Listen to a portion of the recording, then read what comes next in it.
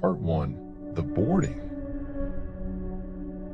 The platform was a graveyard of cracked tiles and peeling paint, swallowed by a fog so thick it clung to her skin like damp gauze. Ashley's boots scuffed against the uneven ground, the sound muffled by the oppressive silence of the abandoned station. She glanced at her watch, 11:47 p.m., and then at the rusted sign overhead, its letters barely legible. Last departure. The train shouldn't have been here. The line had shut down years ago, a casualty of budget cuts and forgotten routes.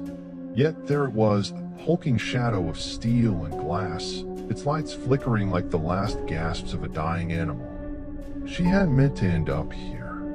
Earlier that evening, Ashley had been in her cramped apartment, sorting through a stack of unpaid bills when the power cut out.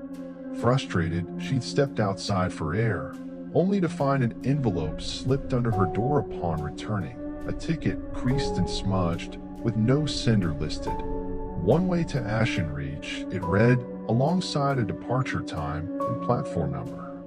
She laughed at first, assuming it was a prank, but the address matched an old station she'd passed once on a hike miles from the city. Restless and inexplicably drawn, she'd grabbed her coat and driven out, telling herself it was just a distraction from her spiraling life. Late rent, a dead-end job, a boyfriend who'd ghosted her weeks ago. Now, standing before the train, that restless curiosity curdled into something colder, heavier. The alternative, driving back through the fog-choked woods, felt less appealing than stepping aboard. The doors hissed open as she approached, a sound like a sigh from something ancient and exhausted. Inside, the carriage smelled of mildew and rust, the air thick with the sour tang of neglect. Dim fluorescent bulbs buzzed overhead, casting jagged shadows across the rows of worn seats. Ashley slid to one near the window, her reflection staring back from the smudged glass, pale with the stranger's face. She clutched her bag tighter, her knuckles whitening. The train lurched forward with a groan, metal grinding against metal, and she flinched. A few other passengers dotted the carriage, their faces half hidden in the gloom. An old man in a tattered coat hunched over a newspaper, muttering to himself. A woman in a red scarf stared blankly ahead, her hands folded too neatly in her lap. A teenage boy slouched against the wall, earbuds dangling from his neck, his foot tapping in erratic rhythm. Normal enough, Ashley told herself, though the silence between them felt wrong. Too heavy, too deliberate. Minutes ticked by, the train rattling through a tunnel of black beyond the windows. No stars, no lights, just an endless void pressing against the glass. She shifted in her seat, the vinyl creaking beneath her, and that's when she heard it, a low guttural hum, rising from somewhere deep within the carriage. Not the engine, not the tracks. Something alive. Her pulse quickened, a cold sweat prickling her neck. She glanced at the other passengers, but they hadn't moved, hadn't reacted. The hum grew louder, splitting into whispers, disjointed, overlapping voices that clawed at the edges of her hearing. She shouldn't be here. Too late now. It's waking up. Ashley's breath hitched. She whipped her head around, searching for the source, but the carriage remained still, the passengers frozen in their private worlds. The whispers faded, leaving only the hum, now pulsing like a heartbeat beneath the floor. She pressed her palms against her thighs, forcing herself to stay calm. Imagination, she thought. Exhaustion. The train jolted again, harder this time, and the lights flickered, once, twice, then steadied. A shadow moved in the aisle. It was quick, a blur of motion at the edge of her vision, gone before she could focus. Her heart slammed against her ribs. She turned, scanning the rows, but nothing was there, just the same passengers, the same stillness. The old man coughed, a wet, rattling sound, and the woman in the red scarf tilted her head slightly, as if listening to something Ashley couldn't hear. The boy's foot stopped tapping. Then the scream came. It tore through the carriage, sharp and raw, a sound of pure terror that made Ashley's blood run cold. She leapt to her feet, her bag tumbling to the floor, and spun toward the back of the train. The scream cut off as abruptly as it began, replaced by a silence so thick it pressed against her eardrums. The passengers didn't flinch. The old man turned a page in his newspaper. The woman's lips curved into a faint, unsettling smile. The boy stared at her now, his eyes too wide, too dark. Did you hear that? Ashley's voice cracked, barely above a whisper. No one answered. The hum beneath the floor swelled, vibrating through her bones, and the lights flickered again. This time, they didn't come back on fully. Half the bulbs stayed dark, plunging the carriage into a patchwork of shadow and sickly yellow glow. She took a step toward the aisle, her legs trembling, when something wet brushed against her ankle. She yelped, stumbling back. Nothing was there, just the floor slick with condensation. But the sensation lingered, cold and slimy, like fingers trailing across her skin. Her chest tightened, each breath a struggle against the rising panic. She sank back into her seat, gripping the armrests, and that's when she saw it, a figure at the far end of the carriage, standing motionless in the aisle. It was tall, too tall, its head brushing the ceiling. Its silhouette was wrong, limbs too long, shoulders hunched at an unnatural angle. The flickering lights caught glints of something pale and glistening where its face should have been. Ashley froze, her scream lodged in her throat. The figure didn't move, didn't breathe, but she felt its attention on her, a weight that pinned her in place. The train shuddered violently, throwing her against the window. Glass cracked beneath her shoulder, a spiderweb of fractures spreading outward. The figure was gone when she looked again, the aisle empty. But the whispers returned, louder now, clawing inside her skull. You can't leave. It sees you. Run. Her hands shook as she fumbled for her bag, her mind racing. She had to get off, had to find a next stop, had to escape whatever this was. The train slowed, the brakes screeching like a wounded animal, and the doors hissed open. Beyond them was darkness. No platform, no lights, just a gaping void. The passengers stood in unison, their movements jerky and mechanical, and began filing toward the exit. The old man's newspaper fluttered to the floor, its pages blank. The woman's scarf slipped, revealing a neck mottled with bruises. The boy grinned, his teeth stained red. Ashley pressed herself against the seat, her breath coming in shallow gasps. The figure reappeared, not at the end of the carriage, but inches from her face, its glistening head looming over her. A voice erupted from it, a guttural roar that shook the walls. Stay? She screamed, the sound swallowed by the void as the doors slammed shut. Part 2. The Unseen Passengers. The echo of Ashley's scream lingered in her ears, drowned out only by the relentless clatter of the train as it surged back into motion. The doors were sealed now, the void beyond them replaced by the same impenetrable blackness that smeared across the windows. Her chest heaved, each breath a jagged stab against her ribs, and her hands trembled as they gripped the cracked armrests. The figure, whatever it was, had vanished, leaving behind a chill that seeped into her bones and a lingering stench sharp and rancid, like meat left too long in the sun. She forced herself to look around, to anchor herself in the dim, flickering reality of the carriage. The other passengers had returned to their seats, their movements eerily synchronized, as if they'd never stood at all. The old man's newspaper lay crumpled on his lap, his gnarled fingers tracing invisible lines across the blank pages. The woman in the red scarf sat rigid, her faint smile now a tight, unnatural grimace. The boy's head lolled slightly, his dark eyes fixed on Ashley, unblinking, his grin stretching wider than it should have. She swallowed hard, her throat dry as sandpaper, and tore her gaze away. The hum was still there, a low thrum that pulsed through the walls and seats, vibrating up her spine. It wasn't just sound. It was a presence, a weight pressing against her skull, whispering things she couldn't quite make out. She squeezed her eyes shut, willing it to stop, but the darkness behind her lids only amplified the sensation. Something was watching her. She could feel it, eyes she couldn't see, boring into her from every shadowed corner. A soft creak snapped her eyes open. The woman in the red scarf had shifted, her head tilting toward Ashley with a slow, deliberate motion. Her hands, still folded in her lap, twitched, fingers curling inward like claws. Ashley's stomach lurched. What's happening?" she stammered, her voice barely audible over the train's rumble. The woman didn't respond, but her smile widened, revealing a glimpse of teeth too sharp, too many. Ashley recoiled, pressing herself against the window. The cracked glass was cold against her back, its fractures digging into her shoulder blades. She fumbled for her bag, her fingers brushing against something damp and sticky on the floor.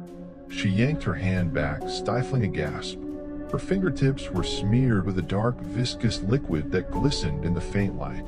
It wasn't water. It smelled of iron and decay. Her pulse roared in her ears as she wiped her hand on her jeans, leaving a streaky stain.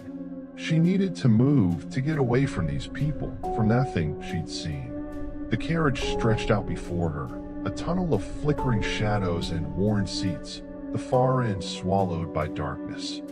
She stood, her legs unsteady, and took a tentative step into the aisle. The air shifted, thicker, heavier, like wading through molasses. The humps spiked, a sudden buzz that made her teeth ache, and the lights overhead sputtered, plunging the carriage into near blackness for a heartbeat. When they flared back to life, the passengers had changed. The old man's head was bent backward at an impossible angle, his mouth gaping open, his tongue lolling out like a slab of raw meat. The woman's scarf had unraveled completely, exposing a neck crisscrossed with deep oozing gashes that pulsed with every breath. The boy's earbuds dangled uselessly, his ears now ragged stumps leaking a thick, black fluid that dripped onto his shoulders. Ashley's knees buckled, a whimper escaping her lips. They weren't just wrong, they were broken, their bodies twisted into shapes that defied life, yet they sat there, staring at her with eyes that gleamed like wet coal. A sound erupted from the boy, a laugh high and jagged, like glass shattering in slow motion. It sliced through the carriage, joined by a low, wet chuckle from the old man and a hissing wheeze from the woman. Ashley stumbled backward, her heel catching on something soft. She looked down and nearly screamed again. A hand, pale and bloated, protruded from beneath her seat, its fingers twitching feebly before retreating into the shadows. She bolted.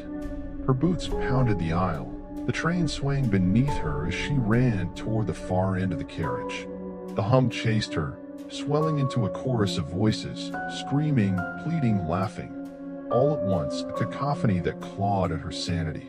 She reached the door to the next carriage, a heavy metal slab with small, grimy window. Her hands scrambled for the handle, slick with sweat, and she yanked it open. The air beyond was colder, sharper, carrying a stench of rot so overpowering she gagged. The next carriage was darker, its lights reduced to a single, stuttering bulb that swung from the ceiling. Rows of seats stretched into the gloom, but they weren't empty.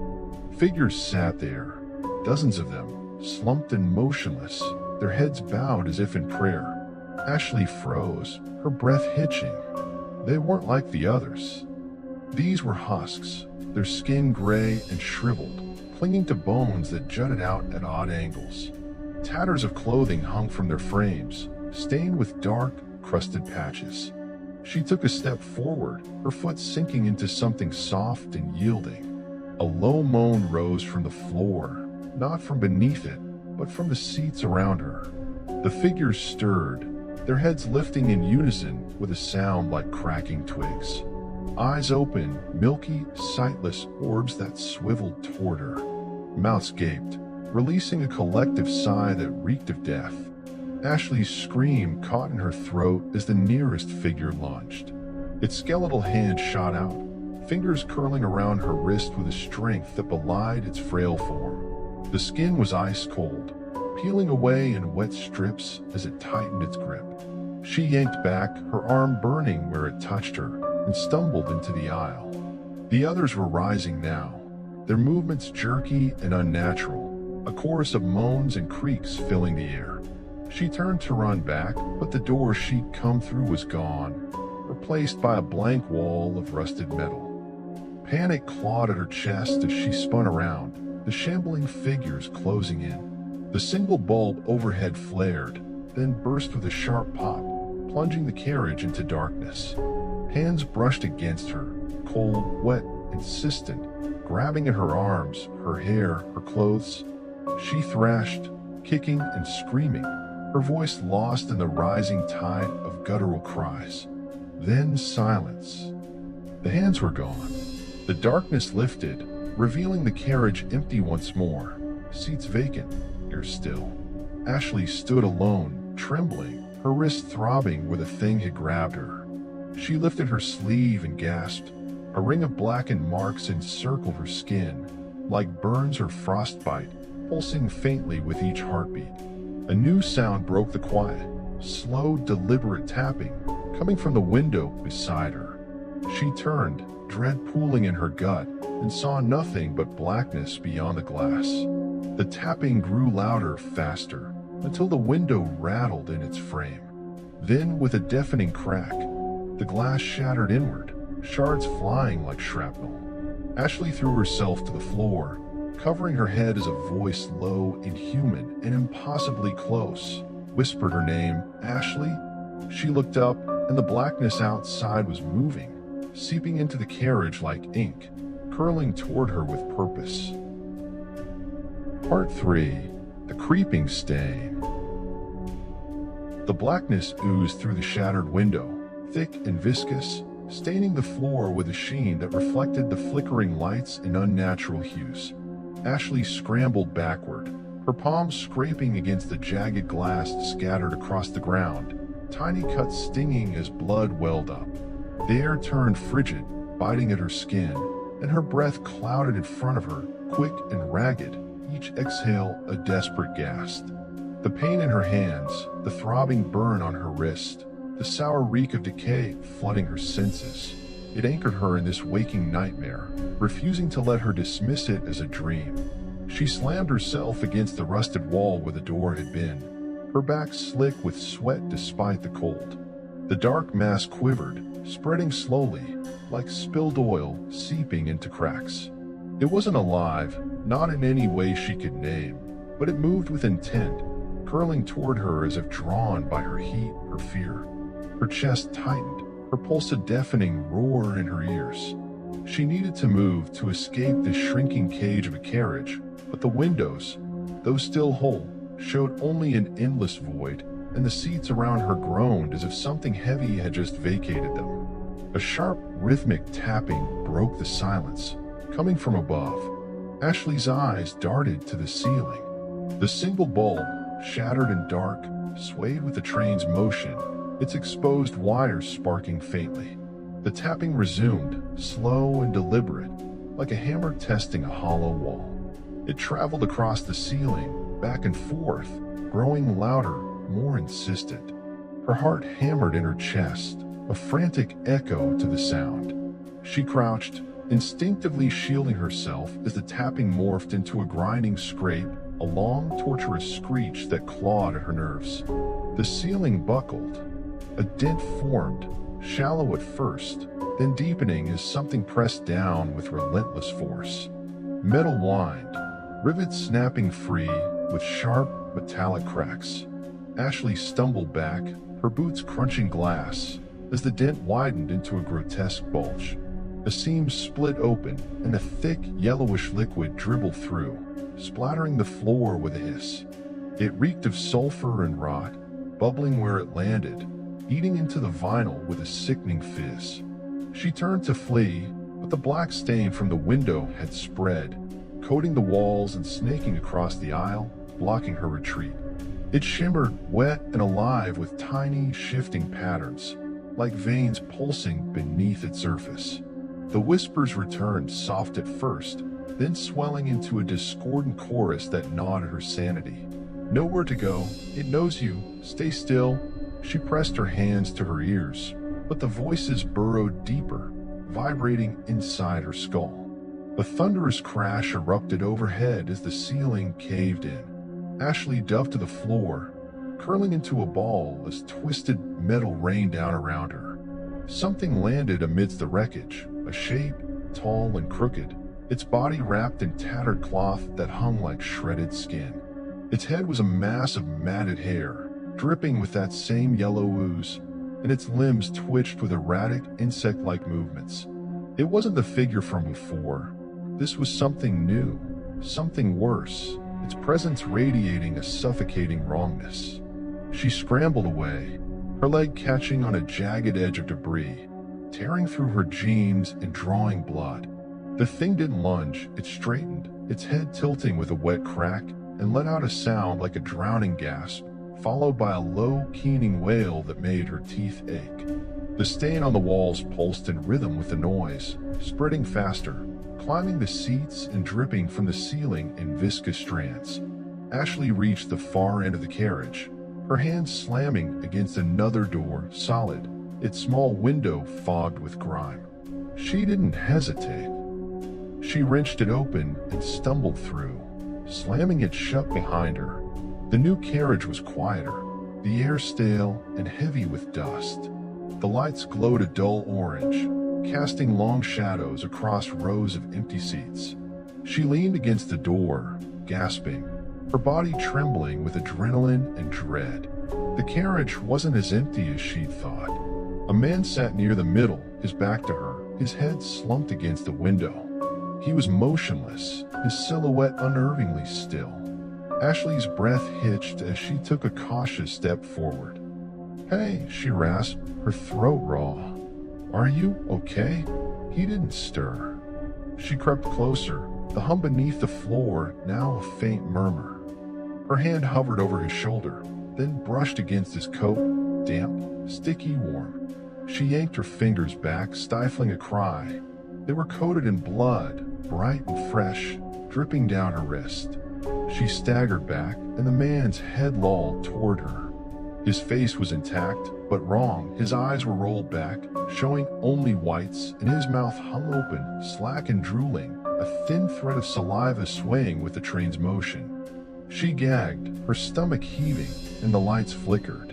When they steadied, the man was standing, his movements jerky, like a puppet with half its strings cut. He faced her, his head tilting too far to one side, and a voice rasped from his throat, not his own, but something hollow and ancient. "You woke it." His arm shot out, fingers clawing at the air, and Ashley ducked, the motion so fast it stirred her hair. She bolted toward the next door, her mind reeling with terror. The carriage behind her exploded into chaos, metal screeching, glass shattering, the stains surging through the cracks of the door she'd closed. She didn't look back. She burst into the next carriage, shoving the door shut and wedging her bag against it. This one was narrower, older, its walls lined with faded posters and cracked mirrors. The air was thick with dust, and the seats were empty, except for one. A girl sat at the far end, no older than 10, her pale hair tangled and matted. She clutched a doll, its porcelain face split down the middle, and stared at Ashley with wide, unblinking eyes. "You shouldn't have come," she said, her voice small but piercing, cutting through the hum. "It's awake now." Before Ashley could speak, the girl's head snapped upward, her neck cracking with a sickening pop. Her mouth stretched wide, and a sound erupted, not a scream, but a low, resonant hum that shook the air. The mirrors along the walls trembled, then cracked, reflecting warped, distorted versions of the girl. Her eyes too large, her mouth a gaping maw. The posters peeled away, revealing walls etched with frantic, claw-like scratches, as if something had tried to escape. The door behind Ashley rattled, the stain seeping through in thin, glistening threads, and the girl's hum rose into a bone-rattling drone that made the carriage tremble. Ashley's vision blurred, her knees buckling, as the mirrors began to bleed dark, thick liquid pooling at their bases, creeping toward her. Part 4. The Bleeding Reflections. The drone from the girl's throat burrowed into Ashley's skull, a relentless vibration that blurred her vision and turned her legs to jelly. She stumbled, catching herself on the edge of a seat, her fingers sinking into the cracked vinyl as the carriage shuddered around her. The mirrors wept dark, syrupy liquid, pooling on the floor in sluggish streams that glistened under the orange lights. The air thickened with a metallic tang, sharp and bitter, like blood mixed with rust. Ashley's stomach churned, her breath coming in shallow gasps as she fought the urge to collapse. The girl sat motionless now, her head still tilted at that unnatural angle, her mouth gaping in a silent hum that seemed to emanate from everywhere. Walls, seats, the air itself. Her doll stared back at Ashley with its fractured porcelain face, one eye missing, the other painted in a dull, lifeless gray. The mirrors reflected her in a dozen jagged shards, her pale hair fanning out like a halo, her small hands clutching the doll tighter, her eyes growing darker, deeper, till they swallowed the light. Ashley tore her gaze away, her heart slamming against her ribs. The door behind her groaned, the stain from the previous carriage seeping through the cracks in thin, glistening rivulets. It wasn't just liquid. It moved with purpose, curling upward like smoke, probing the edges of the door as if testing its strength. She backed away, her boots slipping on the slick floor, and glanced toward the far end of the carriage. Another door waited there, its window blacked out, offering no hint of what lay beyond. It was her only way out. The hum spiked, a sudden jolt that made her teeth clench, and the mirrors shattered completely. Glass exploded outward, shards flying like shrapnel, and Ashley threw herself to the ground, covering her head. Pain flared as a fragment grazed her cheek, a hot sting followed by the trickle of blood down her jaw. The dark liquid from the mirrors surged forward, no longer pooling but flowing, rushing toward her with soft, wet, slithering sound. She scrambled to her feet, ignoring the ache in her knees, and ran. The girl's hum followed, warping into a chorus of overlapping tones, high and keening, low and guttural, a sound that clawed at her sanity. The posters on the walls flapped wildly, tearing free to reveal more scratches beneath, deep, frantic gouges that bled the same dark liquid, dripping down in thick, clotting streams. The carriage was alive, its surfaces pulsing, weeping, closing in. Ashley reached the far door, her hands slamming against the cold metal. It was heavier than the others, its handle rusted and stiff, resisting her frantic tugs. She glanced back. The girl hadn't moved, but the liquid was closer now, lapping at the seats, climbing the walls, its surface rippling with faint, distorted shapes. Faces, she realized with a jolt, human faces, stretched and screaming, trapped beneath the sheen, their mouths opening and closing in silent agony. Her stomach lurched, while rising in her throat. She yanked harder, her palms slick with sweat and blood, and the door finally gave way with a grinding screech. She stumbled through, slamming it shut behind her, and pressed her weight against it as something heavy thudded against the other side. The impact shook the frame, but the door held for now. This new carriage was different, longer, narrower, its ceiling lower, forcing her to duck slightly. The lights were dimmer, a sickly green that cast everything in a nauseating glow. The air was damp, heavy with the smell of mold and something sweeter, cloying, like overripe fruit. Rows of seats stretched into the shadows, their cushions torn and leaking gray, fibrous stuffing that twitched faintly, as if stirred by an unseen breeze. Ashley's chest tightened, her breath hitching as she took a cautious step forward. The sound broke the silence, a soft, rhythmic drip, steady as a heartbeat. She followed it, her eyes adjusting to the gloom, and spotted a puddle forming beneath one of the seats. It wasn't the dark liquid from before. This was red, bright, and vivid, pooling from a source she couldn't see. She edged closer, her boots sticking to the floor, and peered under the seat. A hand hung there, limp and pale, its fingers curled inward. Blood dripped from the wrist, where the skin was torn open in a jagged gash, exposing muscle and bone. Ashley recoiled, a cry catching in her throat, and the hand twitched. It jerked upward, disappearing into the shadows above the seat, and a low gurgling moan echoed through the carriage. She froze, her pulse roaring in her ears. The moan came again, louder, joined by a rustling sound, like fabric dragging across metal. Something shifted in the darkness at the far end of the carriage, a hulking shape that rose slowly, unfolding itself with a series of wet pops and cracks. It was human once, maybe. Its body was clad in a tattered uniform, stained with blood and grime, but its limbs were too long, too twisted, bending at angles that defied nature. Its head hung low, obscured by a tangle of matted hair, and it swayed as if struggling to stand. Ashley backed away, her hands trembling. The thing took a step forward, its foot dragging with a sickening scrape, and the lights flickered. When they steadied, it was closer, much closer. Its head still bowed, its breathing a wet, labored rest. She turned to run, but the door she'd come through rattled again, the stain seeping through in thicker streams, pooling at her feet. The figure lunged. It moved faster than she'd expected, its twisted arms swinging wide, fingers splayed like claws. Ashley dove to the side, crashing into a row of seats, the impact knocking the breath from her lungs. The thing's hand grazed her arm, leaving a trail of cold, sticky residue that burned where it touched. She kicked out, her boot connecting with its leg, and it staggered, letting out a guttural roar that shook the walls. She scrambled up, her vision swimming, and bolted toward the next door. The carriage tilted suddenly, throwing her against the wall, and the lights went out completely. Darkness swallowed her, the only sounds the creature's rasping breath and the drip of blood somewhere close. She fumbled blindly, her hands brushing against something soft and wet, fabric, skin, she couldn't tell, and recoiled with a whimper. The lights flared back on, dim and stuttering, and the creature was gone. The carriage was empty again, save the puddle of blood, now larger, spreading across the floor.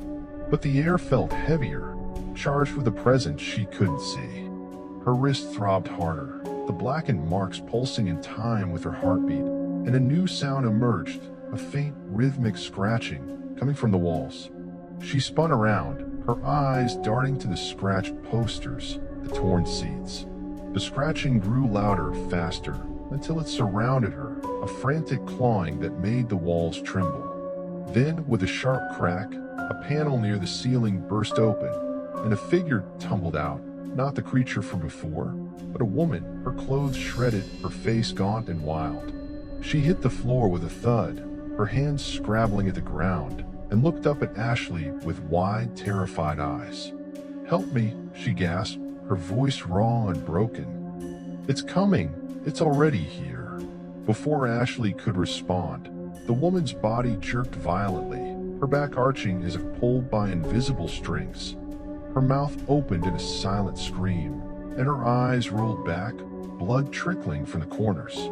The scratching stopped, replaced by a low, resonant thud, like something massive moving closer, and the lights began to dim again, one by one. Part 5. The Echoes of the Lost. The woman's body convulsed on the floor, her limbs thrashing as if caught in a storm only she could feel. Ashley stumbled back, her boots slipping in a spreading puddle of blood, her hands grasping at the air for balance. The woman's silent scream stretched on, her jaw unhinging wider than humanly possible, blood bubbling from her mouth in thick, dark clots. Then, with a final, shuddering jerk, she went still, her eyes blank, her chest unmoving, her twisted form sprawled across the carriage like a broken doll. The lights dimmed further, their sickly green glow flickering in time with the thudding sound that grew louder, closer, a heartbeat of something vast and unseen. Ashley's breath came in shallow, panicked bursts, fogging the frigid air. The scratching had stopped, but the silence that followed was worse, thick, suffocating, pressing against her eardrums like a physical weight. Her wrist burned, the blackened marks pulsing with a heat that seared her skin, and she clutched it, wincing as the pain sharpened. The woman's words echoed in her mind. It's already here, and a cold dread settled in her gut, heavy as stone. She forced herself to move, stepping over the woman's body, her eyes fixed on the next door at the far end of the carriage. The blood on the floor was sticky, clinging to her boots with every step, and the sweet, rotting stench intensified, clawing at her throat. The walls trembled faintly, the scratched panels rattling as if something inside them was stirring. She didn't look back, she couldn't. The thudding grew rhythmic, deliberate, shaking the floor beneath her, and she broke into a run, her pulse roaring in her ears. The door loomed ahead, its surface pitted with rust, its window a black void. She grabbed the handle, yanking with all her strength, but it wouldn't budge. Panic surged, her hands slipping on the cold metal, and she pounded on it, her fists leaving smears of blood. Hers, the woman, she couldn't tell. "Open, damn it," she shouted, her voice cracking, swallowed by the oppressive quiet. A low moan rose behind her. She froze, her breath catching in her throat. Slowly, she turned, her eyes darting to the woman's body. It hadn't moved, still sprawled, still lifeless. But the moan came again, soft and mournful, echoing from the walls, the ceiling, the seats. It wasn't one voice, it was many, overlapping in a chorus of despair that made her skin crawl. The lights flickered, casting jagged shadows that danced across the carriage, and the air grew colder, her breath now a thick white plume. The woman's hand twitched. Ashley's heart stopped. The fingers curled inward, then stretched out, clawing at the floor with a slow, deliberate scrape. The body shifted, its head lolling to the side, and a wet, gurgling sound escaped its throat. It wasn't dead. Not anymore. The woman's legs bent backward, joints popping with a sickening crunch, and she began to rise, her movements jerky and wrong, like a marionette with tangled strings. Her head snapped up, her blank eyes locking onto Ashley's, and her mouth opened again, not in a scream, but in a smile wide and grotesque, revealing teeth stained red. "Run," the woman rasped, her voice a hollow echo, layered with others, men, women, children, all speaking as one. "Run while you can." Ashley didn't wait. She spun back to the door, slamming her shoulder against it, desperation fueling her strength. The metal groaned, then gave way, swinging open with a screech that echoed through the carriage. She stumbled through, nearly falling, and kicked the door shut behind her, her hands trembling as she searched for something, anything to brace it. A rusted pole lay nearby, half buried in the debris of torn seats, and she wedged it against the handle, praying it would hold. The new carriage was darker, the lights reduced to a single, buzzing bulb that hung from a frayed cord, swaying with the train's motion. The air was stale, thick with dust and a faint, acrid tang, like burnt hair or scorched metal. The walls were bare, stripped of posters or mirrors, their surfaces marred with deep, claw-like gouges that glistened with moisture. The seats were gone, replaced by a long, empty stretch of floor that disappeared into shadows at the far end. Ashley's chest heaved, her lungs burning as she took a tentative step forward. The thudding followed her. It was louder now, a deep, resonant boom that shook the walls and sent dust cascading from the ceiling. She froze, her eyes scanning the darkness ahead.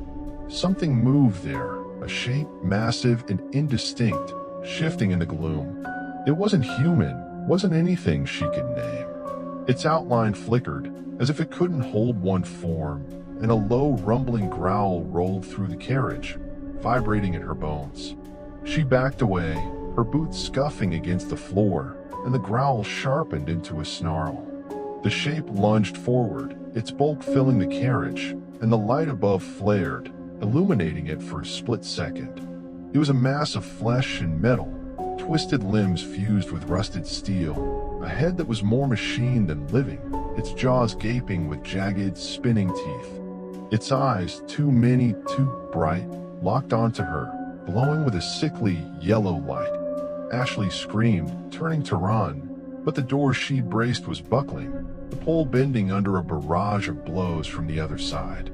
The woman, or whatever she'd become, was still coming, her rasping voice now a chorus of laughter, high and manic.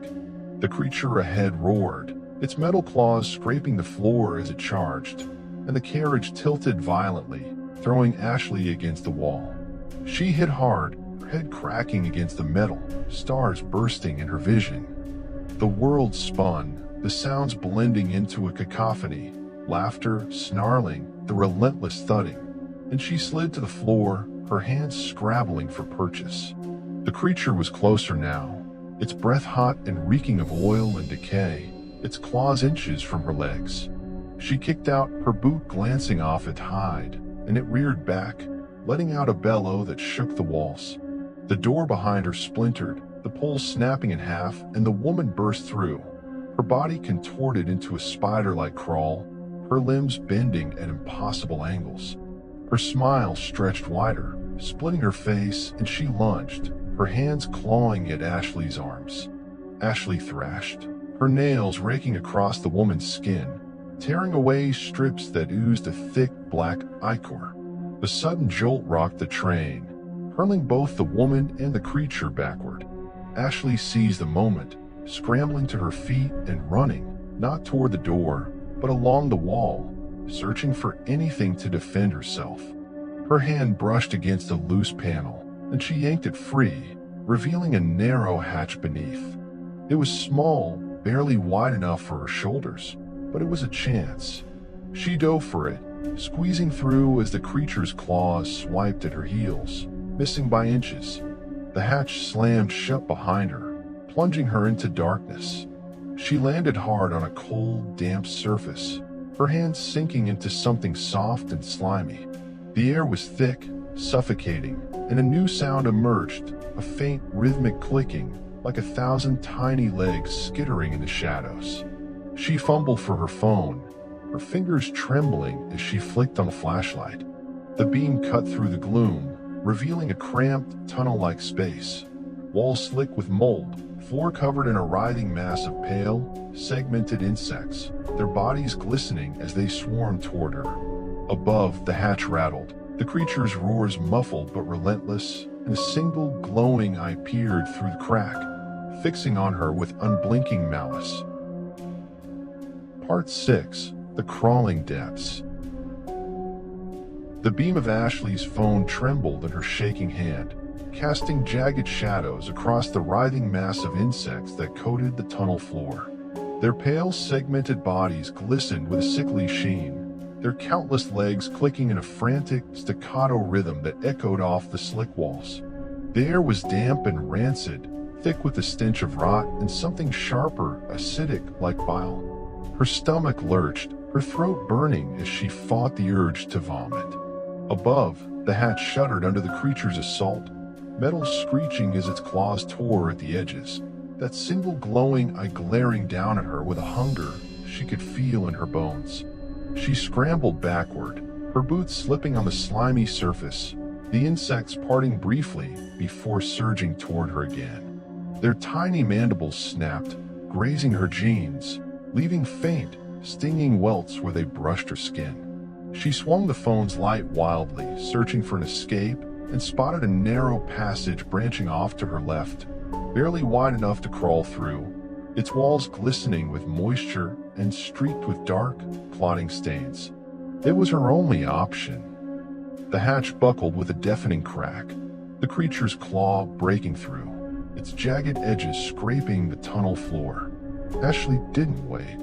She dropped to her hands and knees, shoving her phone ahead of her, and crawled into the passage, the insects swarming over her legs as she went. Their legs prickled against her skin, some burrowing into the fabric of her clothes, and she bit back a scream, her teeth sinking into her lip until she tasted blood. The tunnel walls pressed in, cold and wet, brushing against her shoulders and tangling in her hair as she dragged herself forward. The clicking followed, a relentless tide of sound, and the creature's roars grew muffled, replaced by a new noise, a low, rhythmic scraping, like something dragging itself behind her. She didn't dare look back. Her elbows scraped against the rough surface, her knees aching as they sank into the soft, yielding floor. The phone's light flickered, its battery warning flashing red, but she kept it trained ahead, the beam illuminating a faint curve in the passage. Her wrist throbbed, the blackened marks now seeping a thin, dark fluid that dripped onto the ground, sizzling faintly where it landed. The pain was excruciating, radiating up her arm, and she gritted her teeth, forcing herself to keep moving. The tunnel seemed endless, its walls narrowing further until she had to flatten herself, her chest scraping the floor, her breath coming in shallow, panicked gasps. The scraping behind her grew louder, closer, and a cold draft brushed the back of her neck, carrying a whisper, "You can't hide." She froze, her heart slamming against her ribs. The voice was soft, almost tender, but it carried a weight that crushed her resolve. The phone's light dimmed, then flared, revealing something ahead, a widening of the tunnel, a small chamber where the walls pulled back. She lunged for it, dragging herself free of the tight passage, and collapsed onto a damp, uneven floor, her chest heaving. The chamber was larger, its ceiling high enough for her to stand, though she stayed crouched, clutching the phone like a lifeline. The walls were curved, slick with mold and etched with faint, spiraling patterns that shimmered in the light. Symbols, maybe, or scratches from something trapped here long ago. A rusted grate sat in the center of the floor, its bars bent and warped, and a faint gurgle echoed from below, accompanied by the drip of water or something thicker. The scraping stopped. Ashley held her breath, straining to hear over the pounding of her own pulse. The insects had fallen silent too, their clicking replaced by an oppressive stillness that pressed against her eardrums. She swung the phone's light back toward the passage, but it was empty. No swarm, no shadow, nothing. Relief flickered, fragile and fleeting, until a new sound emerged, a soft, rhythmic tapping, like rain on a tin roof, coming from above. She tilted the phone upward, and her blood ran cold. The ceiling was moving, not the metal itself, but something on it, a mass of pale, translucent shapes, clinging to the surface like leeches. They were small, no bigger than her hand, their bodies soft and bulbous, pulsating faintly with a sickly glow. Hundreds of them, maybe thousands, their tiny legs twitching as they shifted, their eyeless heads turning toward her light. A choked gasp escaped her lips, and the tapping intensified, a frenzied patter as the creatures began to drop.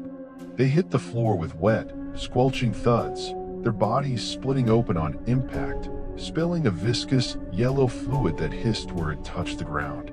Ashley stumbled back, her boots slipping in the growing puddle, and swung the phone wildly, the beam catching glints of their slick, wriggling forms as they dragged themselves toward her. She turned to run, but there was nowhere to go. The passage she'd come through was her only exit, and the scraping had resumed, louder now, accompanied by a low, guttural growl. The phone's light flickered again, its battery dying, and she smacked it against her palm, desperation clawing at her chest. The beam steadied, revealing a shape emerging from the passage, low and hunched, its body a tangle of twisted limbs and rusted metal, its head a gaping maw of spinning teeth. It was the creature from the carriage above, smaller now, contorted to fit the tunnel, but no less terrifying. It lunged, its claws raking the air, and Ashley dove to the side, crashing against the wall. The creatures from the ceiling swarmed faster, their yellow ooze pooling around her feet, burning through the soles of her boots. She kicked at them, her heel crushing one with a sickening pop, and bolted for the grate in the floor. It was her last chance. She grabbed the bars, yanking with all her strength, and they gave way, bending just enough for her to squeeze through. She dropped, landing hard on a slick, curved surface below, the phone slipping from her grasp and clattering away. The light spun, illuminating a vast, cylindrical chamber, walls of rusted steel, dripping with condensation, and a floor that sloped downward into darkness. The air was humid, thick with a stench of decay and oil, and a distant rumble shook the space, like the train itself was alive, breathing. Above, the creature roared, its claws scraping at the grate, but was too large to follow. The smaller ceiling creatures poured through, though, dropping like rain, their bodies splattering around her. Ashley scrambled to her feet, snatching the phone as its light began to fade. She ran down the slope, her boots pounding the metal, the rumble growing louder, deeper, until it vibrated in her chest. The beam caught something ahead, a figure, human-shaped, standing motionless in the shadows. She slowed, her breath hitching, and raised the phone higher. It was a man, his back to her, his clothes tattered and soaked with blood. He didn't move, didn't turn, but a soft, rhythmic sound came from him, a sob low and broken, echoing in the chamber. "Hey," Ashley whispered, her voice trembling. "Are you?" He turned, and her words died in her throat.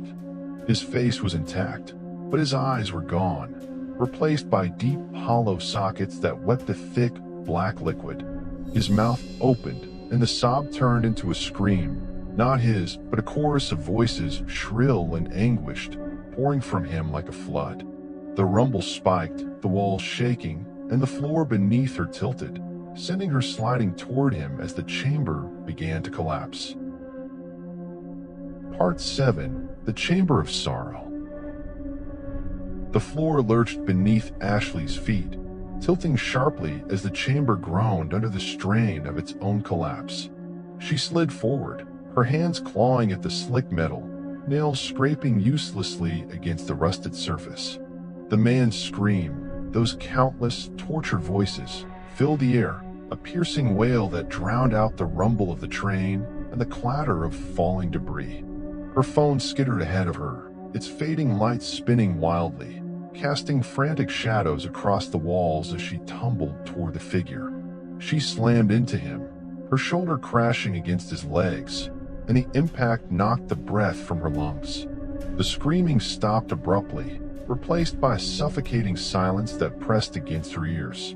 The man crumpled, his body folding over her like a rag doll, and she shoved him off, scrambling to her knees. His hollow socket stared up at her, black liquid pooling beneath his head, spreading across the floor in a slow, deliberate creep.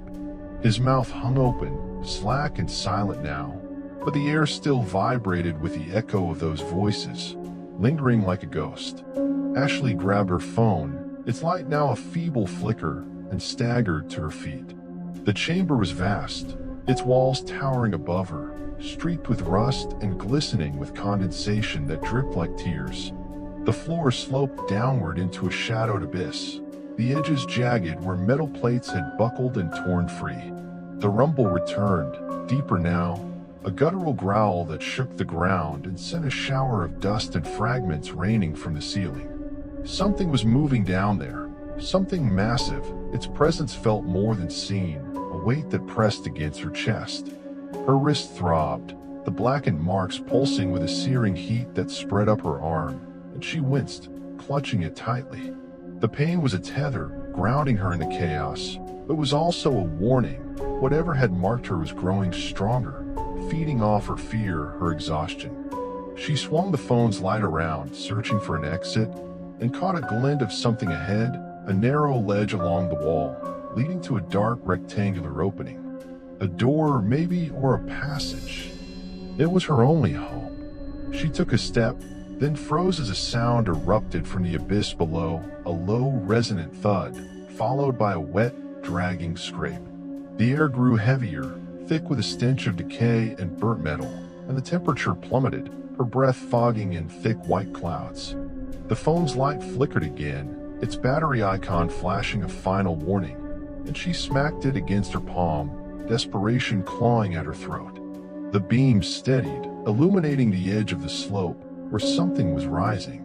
It wasn't the creature from before, not the twisted mass of flesh and steel, but something older, more decayed. A hulking shape emerged, its body a patchwork of rusted plates and rotting sinew, stitched together with thick, black threads that pulsed like veins. Its head was a cracked, featureless dome, split down the middle by a gaping fissure that oozed a viscous, amber fluid.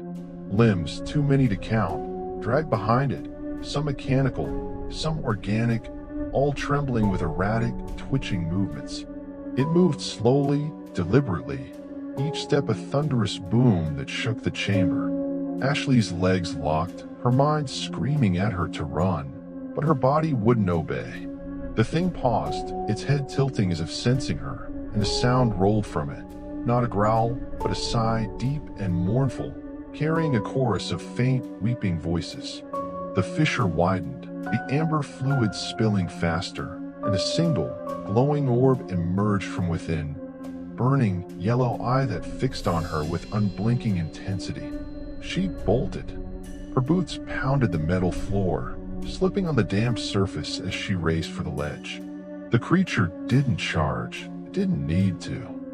The air thickened around her, slowing her steps, and the voices from its side grew louder, sharper, clawing inside her skull. "Stay, you belong here, no escape."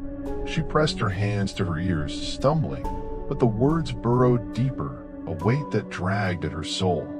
The ledge was narrow, barely wide enough for her to balance, and she pressed herself against the wall, her fingers digging into the rusted grooves. The phone's light wavered, its beam cutting through the gloom to reveal the opening ahead, a doorway, its frame warped and bent, leading into darkness. She edged along, her heart hammering, the creature's eye burning into her back. The ledge trembled beneath her, chunks of metal breaking free and tumbling into the abyss, and she clung tighter, her breaths coming in ragged sobs. A sudden jolt shook the chamber, throwing her off balance. She flailed, her hand catching the edge of the doorway, and pulled herself inside just as the ledge crumbled behind her. She landed hard on a cold, uneven floor, the phone skittering away, its light finally dying with a faint pop. Darkness swallowed her, the only sounds her own gasping breaths and the distant, echoing thud of the creature's steps. She fumbled blindly, her hands brushing against rough, damp walls, and crawled forward, her knees scraping the ground. The air was stale here, laced with a faint, metallic tang, and the floor sloped upward, narrowing into a tight passage. She squeezed through, her shoulders scraping the sides, and emerged into a new space, a small, circular room, its walls lined with rusted pipes that hissed and groaned, leaking thin streams of steaming liquid. A single light flickered overhead, a bare bulb encased in a cracked glass dome, casting a weak yellow glow. The room was empty, save for a metal chair bolted to the floor, its surface stained with dark, crusted patches. Beside it lay a crumpled figure, a woman, her clothes shredded, her hair matted with blood. She wasn't moving, her chest still, but her eyes were open, staring blankly at the ceiling. Ashley approached, her stomach twisting. "Hey," she whispered, her voice trembling. She reached out, her fingers brushing the woman's shoulder, and the body jolted upright with a sharp, mechanical snap. Ashley stumbled back, a cry escaping her lips, as the woman's head swiveled toward her, her neck cracking audibly. Her eyes were milky, lifeless, but her mouth moved, forming words in a voice that wasn't hers, dry, rasping, layered with static. "It's in the walls." The pipes around them shuddered, a deafening clang reverberating through the room, and the walls began to bleed, not the dark liquid from before, but a thick, red ooze that seeped from the seams, pooling at the floor. The woman's body twitched again, her arms jerking upward, and she rose, her movements stiff and unnatural, like a machine rebooting. She took a step toward Ashley, her hands curling into claws, and the bulb overhead flared, then burst, plunging the room into darkness. A hand grabbed Ashley's ankle, cold, wet, impossibly strong, and yanked her backward. She screamed, kicking wildly, and the room shook as the creature's thudding steps echoed closer, its amber glow seeping through the passage she crawled through. The woman's voice rasped again, closer now, a whisper in her ear. "You can't outrun it." The walls pulsed, the red ooze rising, and Ashley's vision blurred as the darkness closed in, the hand tightening its grip. Part 8. The Red Flood. The hand around Ashley's ankle tightened, its grip like iron, pulling her backward across the slick floor. She thrashed, her free leg kicking wildly, her boot connecting with something soft and yielding that gave way with a wet crunch. The hold loosened just enough for her to wrench free, and she scrambled forward, her hands slipping in the rising tide of red ooze that coated the room. It was warm, sticky, clinging to her skin like tar, and it reeked of copper and decay, a stench that clawed at her throat and burned her eyes. The darkness was absolute now, the shattered bulb leaving her blind, but the amber glow from the passage pulsed faintly, casting jagged shadows that danced across the walls. Her scream echoed, swallowed by the groaning pipes and the relentless thudding of the creature's approach. The woman's rasping voice followed her, a static-laced whisper that seemed to come from everywhere. "You can't outrun it." Ashley's hands found the chair, its rusted frame cold and solid, and she pulled herself up, her legs trembling beneath her. The ooze was ankle-deep now, lapping at her boots, and the walls shuddered, the red flood seeping faster, bubbling as if alive. She swung her arms out, searching for a way out, her fingers brushing against a pipe that hissed with scalding steam. She yanked her hand back, hissing in pain, and stumbled toward the passage she'd come through, the only exit she knew. The amber glow intensified, the creature's silhouette filling the tunnel, its cracked dome ahead tilting as it dragged itself closer. Its limbs scraped the walls, metal screeching against metal, and that mournful sigh rolled out again, laced with the faint, weeping voices that clawed at her mind. Ashley turned, her back to the passage, and scanned the darkness for another option. The ooze surged higher, reaching her knees, its warmth turning to a searing heat that blistered her skin through her jeans. She waded through it, her movements sluggish, and her foot caught on something beneath the surface, something soft, yielding, human-shaped. She yanked free, a sob escaping her lips, and the woman's body broke the surface, floating face up, her milky eyes staring blankly as her mouth twitched into that grotesque smile. A hand shot out from the ooze, not the woman's, but another, pale and bloated, its fingers curling around Ashley's leg. She screamed, kicking it away, and more hands emerged, breaking through the red flood like drowning victims clawing for air. They grabbed at her, her ankles, her thighs, her arms, pulling her down with a strength she couldn't fight. She thrashed, her nails raking through the liquid, and caught a glimpse of faces beneath the surface, distorted eyeless, their mouths gaping in silent screams. The creature's sigh turned into a roar, shaking the room, and the hands tightened, dragging her under. The ooze flooded her mouth, her nose a thick, choking wave that tasted of blood and rot. She flailed, her lungs burning, and broke free, gasping as she surfaced. The hands retreated, sinking back into the flood, and she staggered toward the wall, her vision swimming with black spots. A sharp clang rang out, and a section of the wall buckled inward, splitting open with a screech of tearing metal. Beyond it was a narrow shaft, its walls lined with rusted rungs, a ladder leading upward into darkness. Ashley didn't hesitate. She lunged for it, the ooze sucking at her legs, and grabbed the lowest rung, hauling herself out of the flood. The metal was cold, slick with condensation, and her hands slipped as she climbed, her boots scraping against the rungs. The creature's roar followed, closer now, and the amber glow flooded the room below, illuminating the woman's body as it rose again, her limbs jerking like a puppet. She reached for the ladder, her claws scraping the metal, and Ashley climbed faster, her muscles screaming with exhaustion. The shaft trembled, the walls closing in as the train itself seemed to convulse, and a new sound emerged, a high keening wail, like wind howling through a broken pipe. She reached the top, her hands finding a hatch, and shoved it open with a grunt.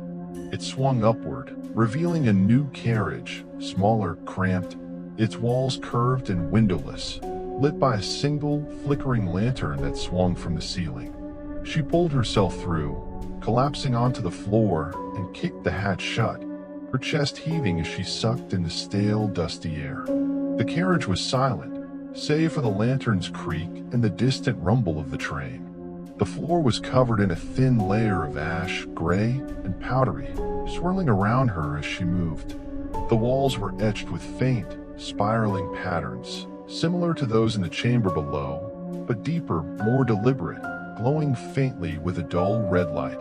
A single bench sat against one wall, its surface stained with dark, crusted patches, and beside it lay a small, leather-bound book, its cover cracked and worn. Ashley staggered to her feet, her body aching, her clothes soaked with the red ooze that dripped from her in thick, clotting strands. She approached the bench, her hand trembling as she reached for the book. Its pages were brittle, yellowed, and as she opened it, a faint whisper brushed her ears, not from the pages, but from the walls, the air, the ash itself. The text was handwritten, scrawled in a frantic, uneven script, and she squinted at the flickering light to read. The train doesn't stop.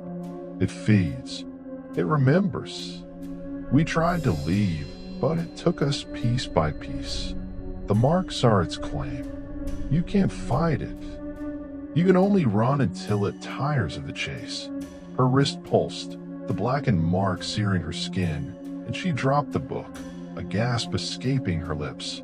The ash on the floor stirred, rising in thin, swirling tendrils that coiled around her legs, and the lantern flared, its light turning a deep blood red. The walls pulsed, the spiraling patterns glowing brighter, and a shadow moved across them, not hers, but something taller, broader, its outline shifting as if it couldn't hold one shape.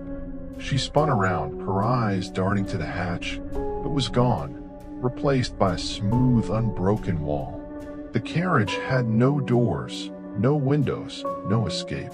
The shadow grew, stretching across the ceiling, and a voice, low, guttural, layered with static, rumbled from the walls. "You're mine now." The ash surged upward, a choking cloud that filled her lungs, and the bench trembled, splitting open to reveal a mass of writhing, fleshy tendrils, not black, but pale and veined, pulsing with a sickly light. They lashed out, wrapping around her arms, her waist, pulling her toward the gaping maw of the bench as the shadow loomed closer, its form solidifying into something monstrous. Clawed hands, a fractured face, eyes that burned with a cold, endless hunger. Ashley screamed, her voice lost in the ash, as the tendrils tightened and the walls began to close in, the red light swallowing her whole. Part 9. The Ashen Embrace. The tendrils coiled tighter around Ashley's arms, their pale, veined flesh cold and slick against her skin, pulling her toward the splintered maw of the bench with relentless force.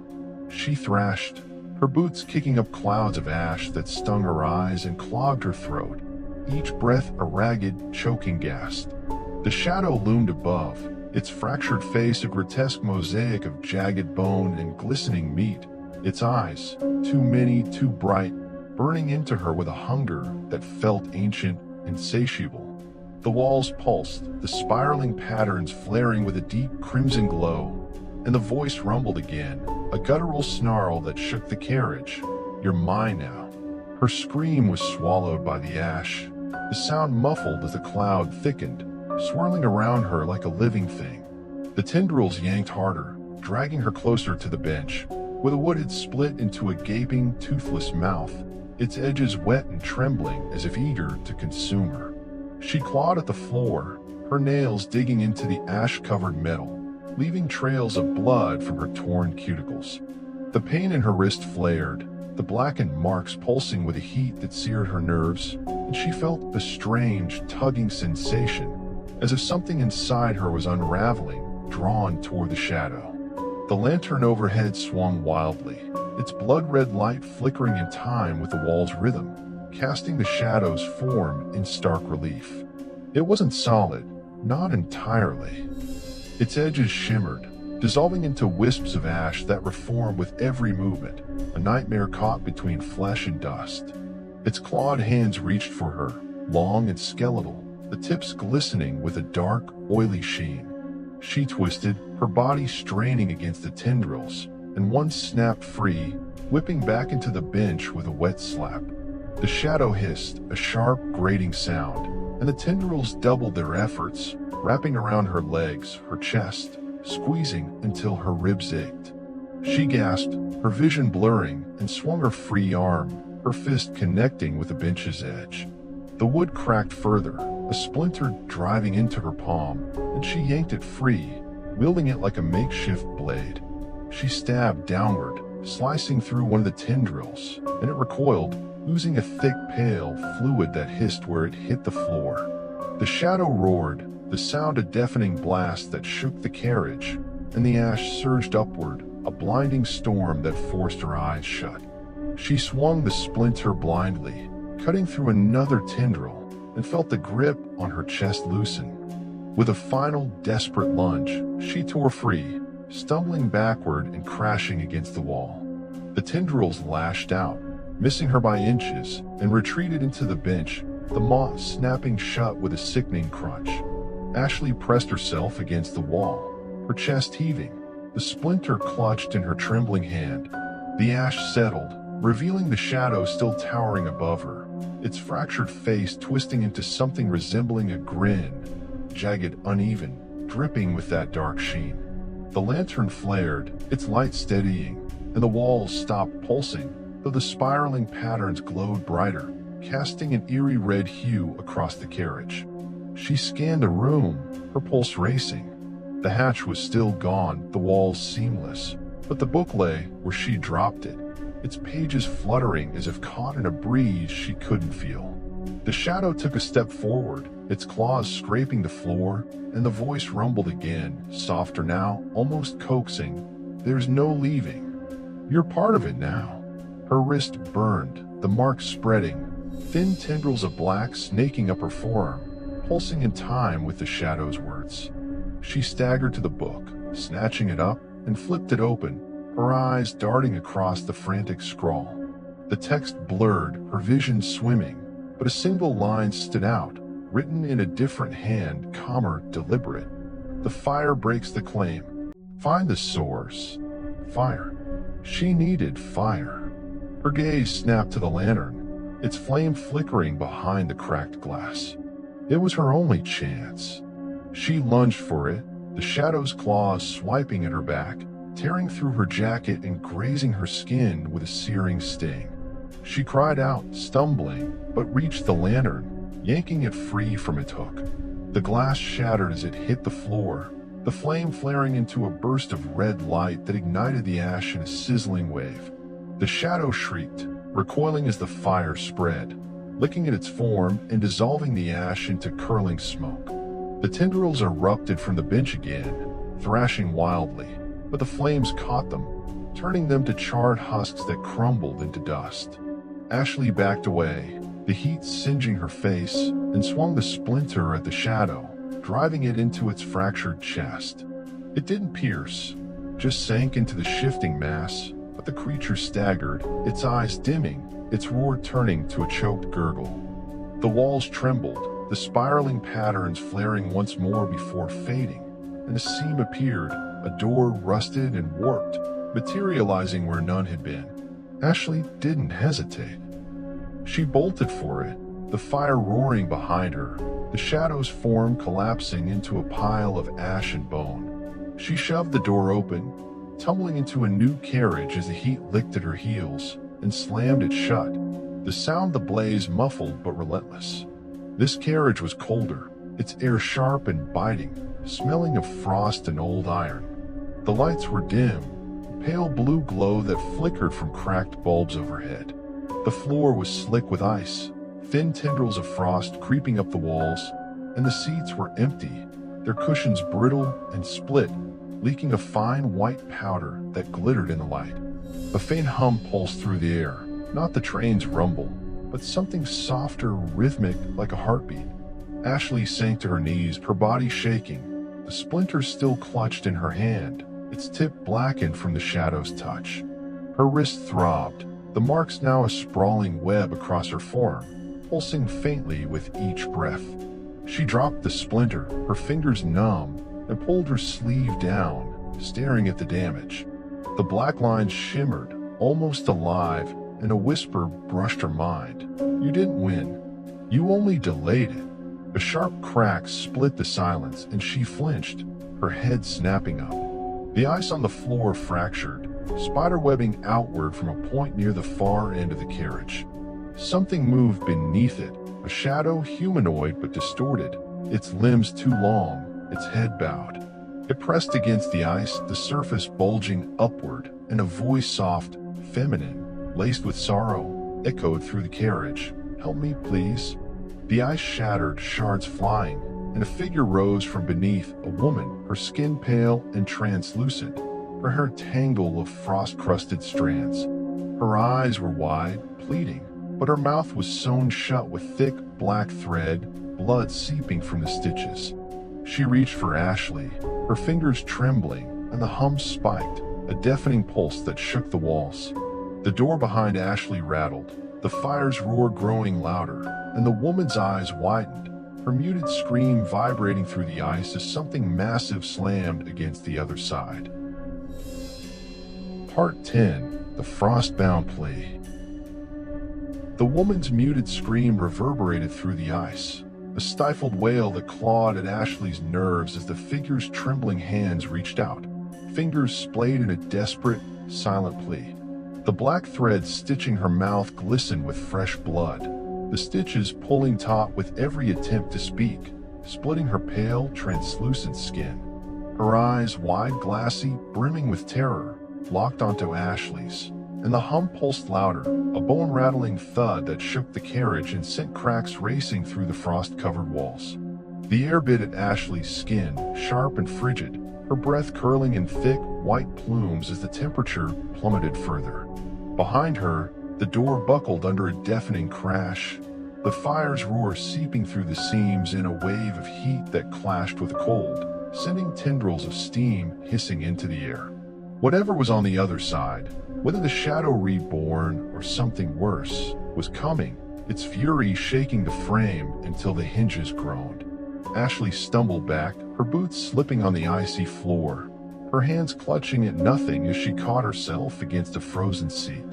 The white powder spilling from its split cushion swirled around her, stinging her eyes and coating her throat with a bitter, chalky taste. The woman lunged forward, her movements jerky and unnatural, as if pulled by invisible strings. Her frost-crusted hair whipped around her face, and her fingers grazed Ashley's arm, leaving a trail of stinging cold that numbed her skin. Ashley yanked back, her heart slamming against her ribs, and the woman's head tilted, a muffled sob escaping through the stitches. The ice beneath her cracked further, splintering into jagged shards that floated upward, suspended in the air like frozen tears. "Help me," the voice came again, soft and fractured, not from the woman's sewn mouth but from the walls, the ceiling, the very air, a whisper woven into the hum. Ashley's stomach twisted, her mind racing. She didn't know how to help, didn't know if she could, but the woman's eyes held her, pleading, pulling at something deep inside her, a flicker of guilt or pity she couldn't shake. The door shuddered again, a splintering crack splitting its surface, and a claw long charred, dripping with ash, burst through, raking the air.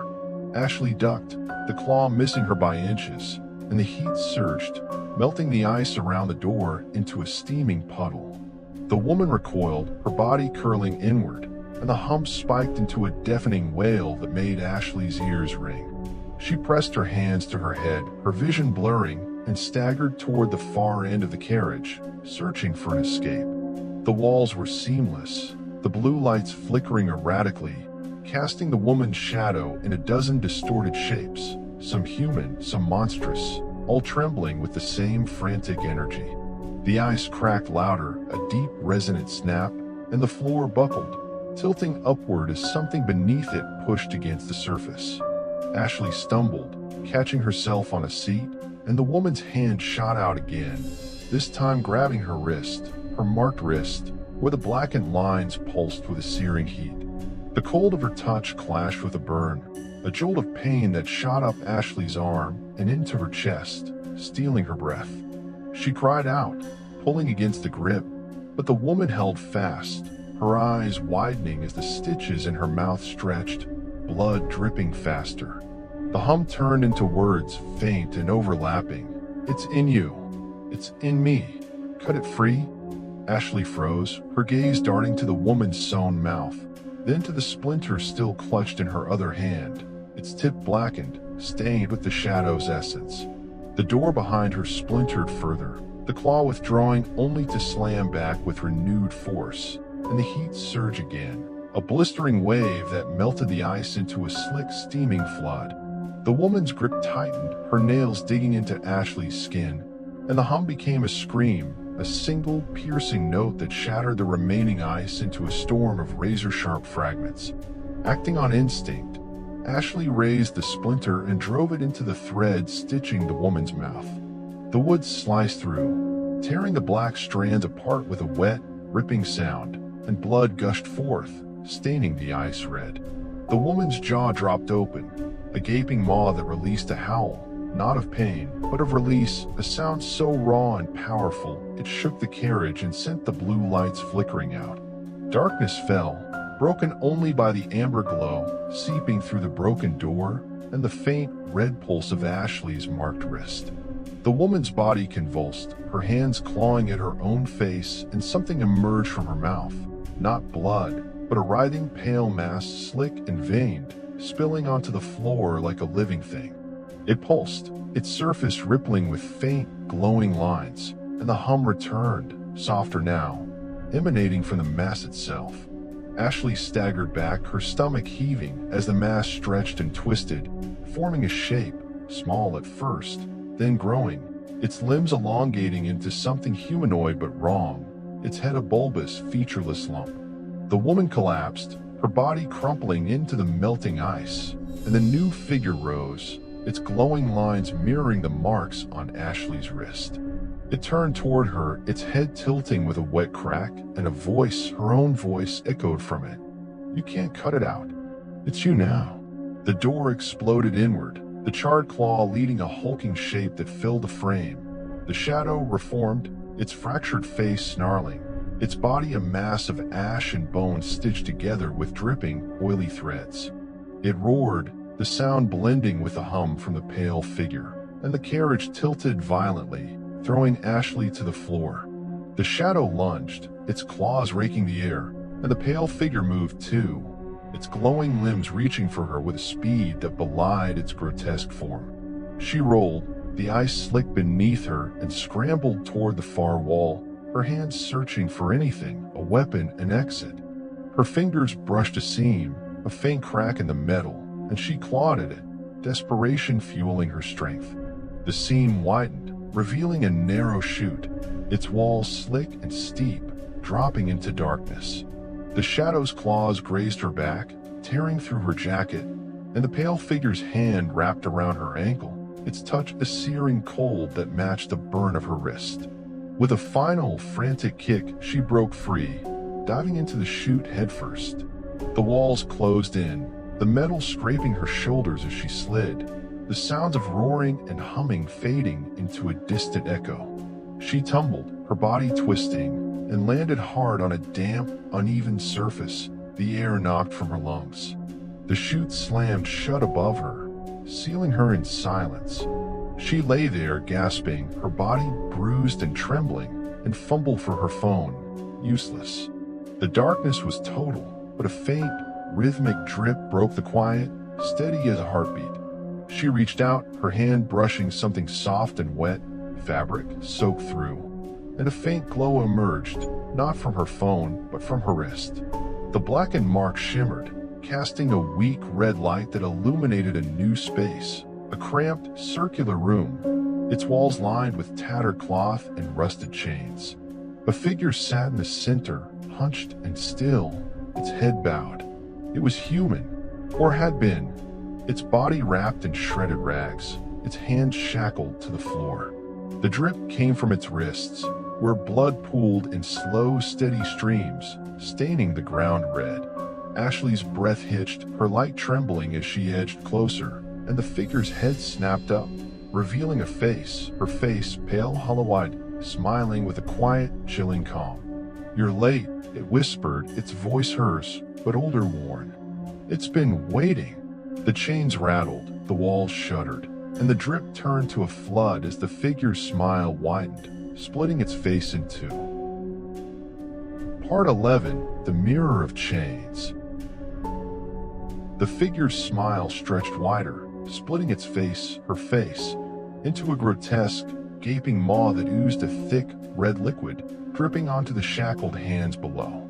Ashley recoiled, her boots slipping on the damp floor, her breath catching in her throat as the faint glow from her wrist cast trembling shadows across the room. The chains clinked, a sharp, metallic sound that echoed off the curved walls, and the figure's hollow eyes, her eyes, followed her every move, unblinking, glinting with a cold, knowing light.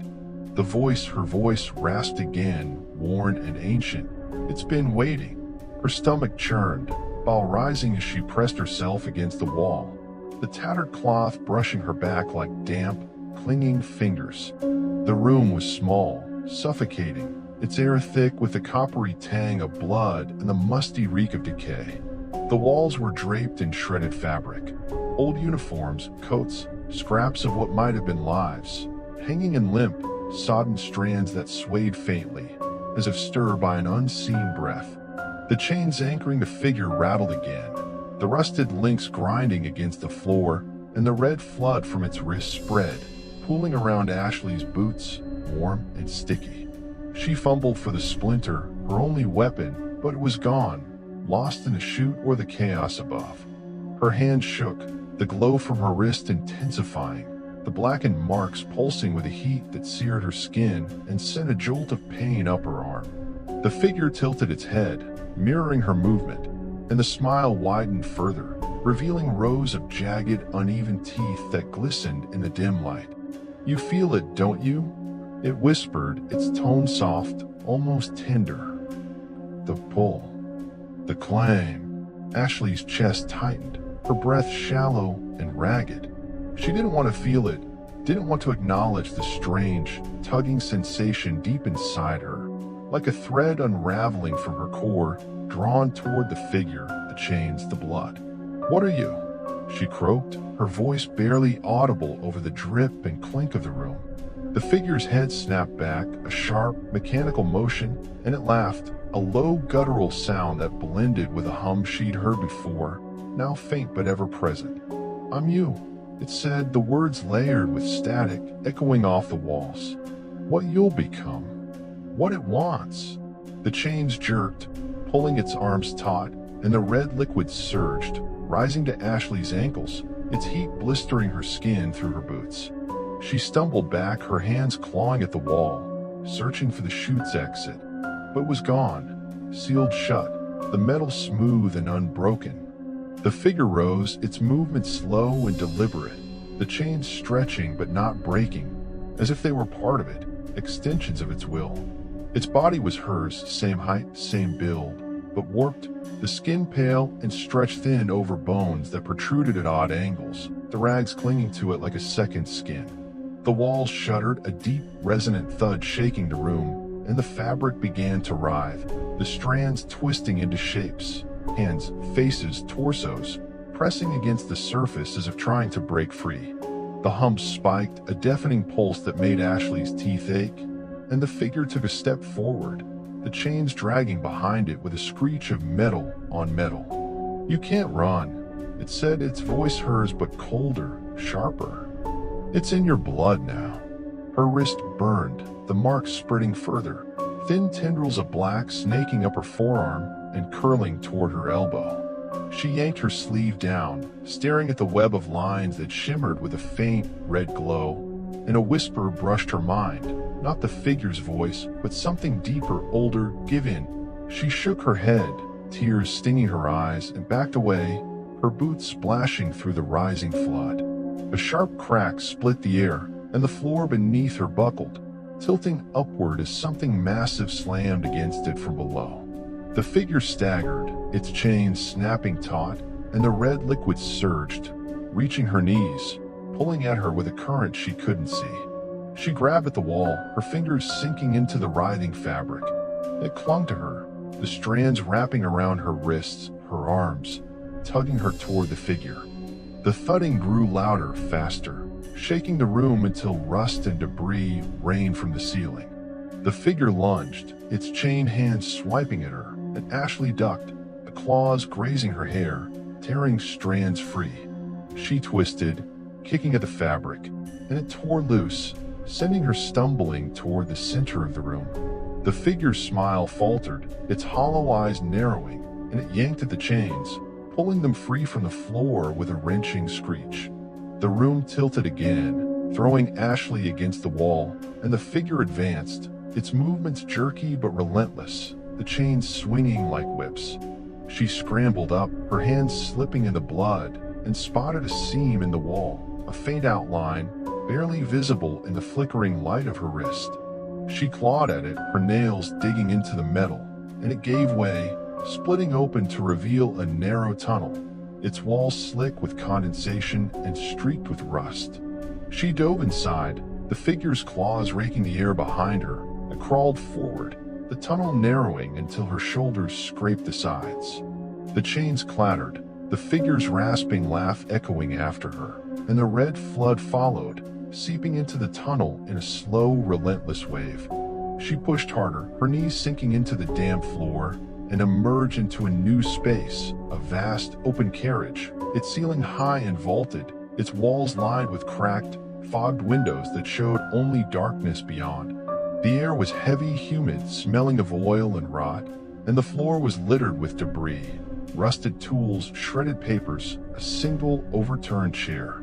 The hum was louder here, a steady pulse that vibrated through the metal, and a faint, rhythmic clanking echoed from the far end, where shadows danced in the dim, greenish light of a single, flickering bulb.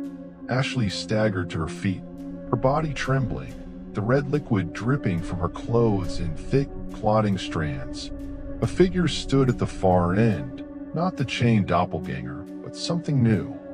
It was tall, its body shrouded in a tattered cloak, its head bowed beneath a hood that hid its face. It held a rusted hammer in one hand, striking a massive cracked bell that hung from the ceiling, each blow sending a wave of sound that shook the carriage and made Ashley's ears ring. The clanking stopped as it turned slowly, and the hood fell back, revealing a face, or what was left of it. The skin was peeled away, exposing raw muscle and bone, the eyes sunk in pits that glowed with a faint, greenish light. Its mouth was a lipless gash, stretched into a permanent, silent scream, and it raised the hammer, pointing it at her like a weapon. The bell tolled again, a deep, resonant clang that shook the floor, and the windows cracked, fog seeping through in thin, curling tendrils that coiled toward her. "You rang for it," the figure rasped, its voice a dry, hollow echo, and the clanking resumed, faster now, as the shadows on the walls began to move, humanoid shapes, dozens of them, rising from the debris, their eyes glowing with the same sickly light. The tunnel behind her shuddered, the chained figure's laugh growing closer, and the bell tolled louder, the sound of summons that pulled at her marked wrist, dragging her toward the center of the carriage. Part 12, The Bell's Call. The bell's toll reverberated through the carriage, a deep, bone-shaking clang that pulsed in Ashley's chest and rattled her teeth. The sound wasn't just noise. It was a force, a summons that tugged at her marked wrist, pulling her forward as if invisible hands gripped her soul. She stumbled, her boots crunching on the debris-strewn floor, rusted tools, shredded papers, fragments of something that might have once been alive, her legs trembling beneath her. The figure with the hammer stood motionless now, its lipless mouth gaping in that silent scream, its glowing eyes fixed on her with a cold, unyielding stare. The shadows on the walls stirred, rising into humanoid forms, their outlines jagged and flickering, their own greenish lights blinking like dying stars. The air grew thicker, humid and rancid, the stench of oil and rot mingling with a sharp metallic tang that stung her nostrils. The fog seeping through the cracked windows coiled around her ankles, its tendrils cold and damp, whispering against her skin as they climbed higher. Her wrist burned, the blackened marks pulsing in time with the bell's rhythm, the heat spreading up her arm and into her chest, a searing thread that tied her to this nightmare. She clutched it, wincing, and the figure's rasping voice echoed again. "You rang for it." The clanking resumed, a frantic, uneven beat, and the shadow figures lurched forward, their movements jerky and disjointed, like marionettes with half their strings cut. They were faceless, their heads smooth and featureless save for those glowing eyes, but their hands, clawed, skeletal, dripping with a dark, oily sheen, reached for her, clawing at the air. Ashley backed away, her heart slamming against her ribs, and tripped over the overturned chair, crashing to the floor with a grunt.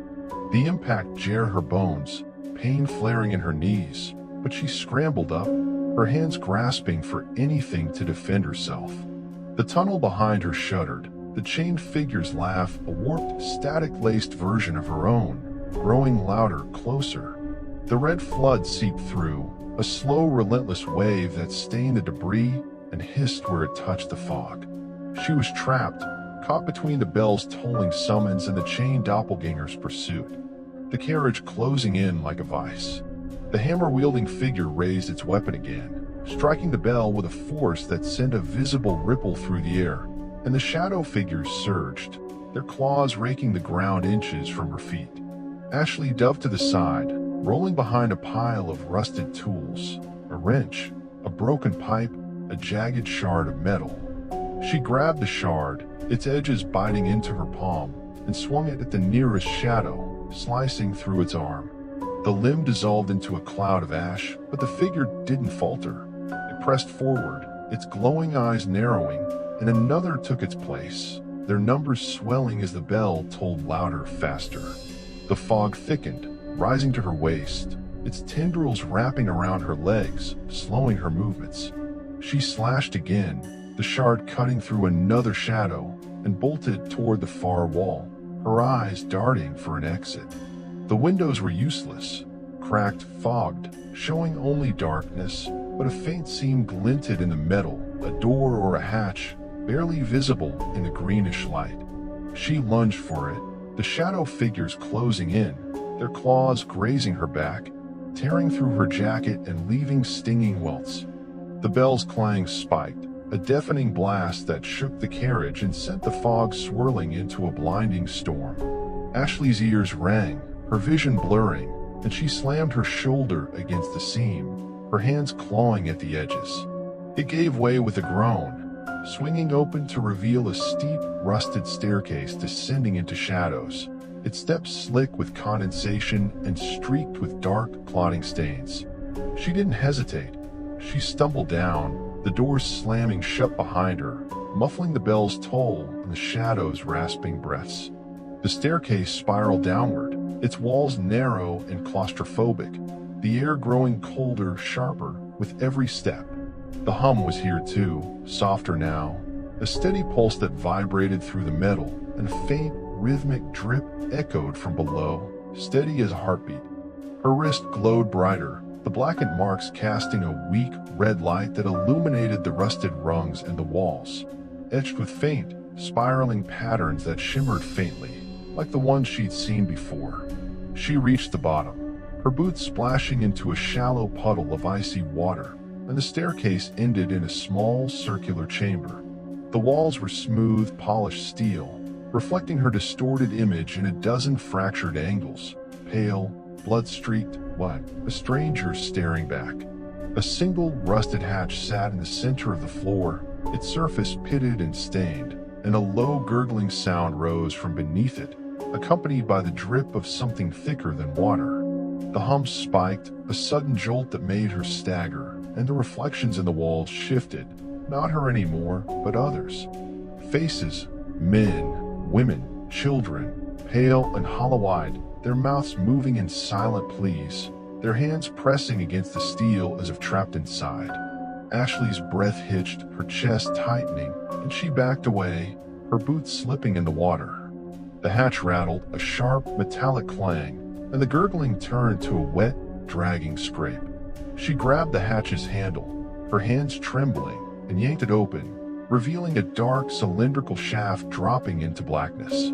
The scrape grew louder, closer, and a faint amber glow emerged from the depths, accompanied by a stench of decay and burnt metal. Something was climbing up, something massive, its limbs scraping the walls, its breath a low, rumbling growl that shook the chamber. Ashley hesitated, her mind racing, but the reflection screamed, silent, desperate, and the hatch buckled as a clawed hand broke through, its fingers long and twisted, dripping with that amber fluid. She stumbled back, the glow from her wrist flaring, and the hand retreated, only to slam against the hatch again, bending the metal outward. The growl turned to a roar, and the chamber trembled, the reflection shattering into 1,000 jagged shards that rained down around her. A voice not hers, not the chained figures, but something older, deeper, rumbled from the shaft. You can't stop the cycle. The clawed hand burst through again, followed by a head, a cracked, featureless dome, its fissure oozing amber, its single, glowing eye fixing on her with unblinking malice.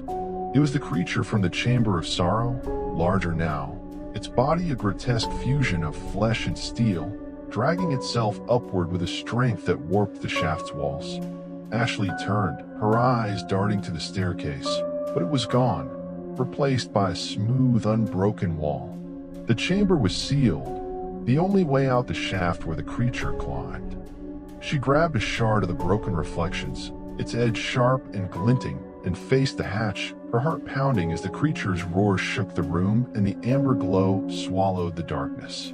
The water at her feet surged, rising fast, and the reflection's silent screams turned to a chorus of whispers. Fight, run, give in, as the creature's claws reached for her, inches from her face. Part 13. The Shaft of Desks. The creature's claws slashed through the air, their jagged tips glinting in the amber glow as they swiped inches from Ashley's face. She ducked, the shard of broken reflection clutched in her trembling hand, and the claws raked the steel wall behind her, leaving deep, smoking gouges. The roar that followed shook the chamber, a guttural bellow that reverberated in her chest and sent the rising water splashing against her legs. The amber fluid oozing from the creature's cracked dome dripped into the flood, sizzling where it landed, turning the water a sickly yellow that burned her skin through her boots. She staggered back, her breath coming in sharp, panicked gasps, the shard raised like a dagger. The creature hauled itself higher, its massive form filling the shaft, its limbs, some flesh, some rusted steel, scraping the walls with a screech that set her teeth on edge. Its single, glowing eye bored into her, unblinking, radiating a malice that felt personal, ancient, as if it had waited for her across lifetimes. The voice rumbled again, deep and resonant, shaking the chamber. You can't stop the cycle. The water surged to her knees, its heat searing, and the whispers from the shattered reflections grew louder, a chaotic chorus. Fight, run, give in, overlapping until they clawed at her sanity. Her wrist pulsed, the blackened marks flaring with a red light that cast jagged shadows across the creature's fractured face, and she felt that tug again, stronger now, pulling her toward it, unraveling something inside her. She gritted her teeth, shaking her head to clear the noise, and lunged forward, driving the shard into the creature's claw as it swiped again. The glass sank into the flesh-metal hybrid, a wet crunch followed by a spray of amber fluid that splattered her face, stinging her eyes. The creature recoiled, its roar turning to a high keening wail, and the shard snapped in her hand, leaving her with a jagged stump. She stumbled back, blinking through the pain, and the creature thrashed, its limbs slamming against the shaft, bending the metal outward. The hatch buckled further, the gap widening, and it dragged itself higher, its glowing eye narrowing as it fixed on her again. The chamber trembled, the walls shuddering as the water rose to her thighs, pulling at her with a current that threatened to drag her under. She scanned the room, her pulse racing. No exits, no weapons, just the smooth steel and the fractured reflections, their silent mouths still moving, their hands pressing against the walls. The creature's claws reached for her again, and she dove to the side, splashing into the flood, the heat blistering her skin as she scrambled toward the hatch. It wasn't a plan, it was instinct, desperation. She grabbed the bent edge of the hatch, yanking it wider, and slid into the shaft feet first, the creature's roar shaking the air as its claws swiped at her head. She dropped, the slick walls rushing past, her hands scraping the metal as she fell. The amber glow followed, the creature's massive form descending after her, its limbs clawing at the shaft, tearing chunks free with every move. She hit the bottom hard, her knees buckling as she landed on a sloped, rusted surface, the impact jarring her spine. The water from above poured down, a steaming cascade that pooled around her, and she staggered to her feet, her boots slipping in a muck.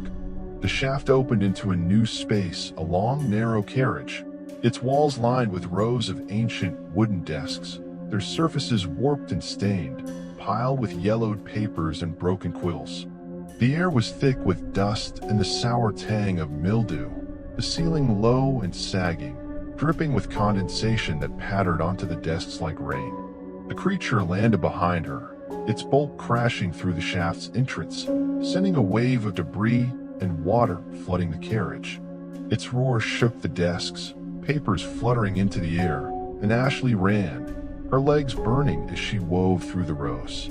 The desks were cramped, their edges sharp, catching at her clothes and tearing her skin as she pushed past. The creature charged, its claws splintering the wood, its amber fluid splattering the papers, igniting them into brief, sizzling flames that died as quickly as they flared. She reached the far end, her hands slamming against a rusted door, its handle cold and stiff. She yanked at it, her muscles screaming, and it gave way, swinging open with a groan. She stumbled through, slamming it shut, and wedged a broken chair leg, snapped from one of the desks, against the handle, praying it would hold.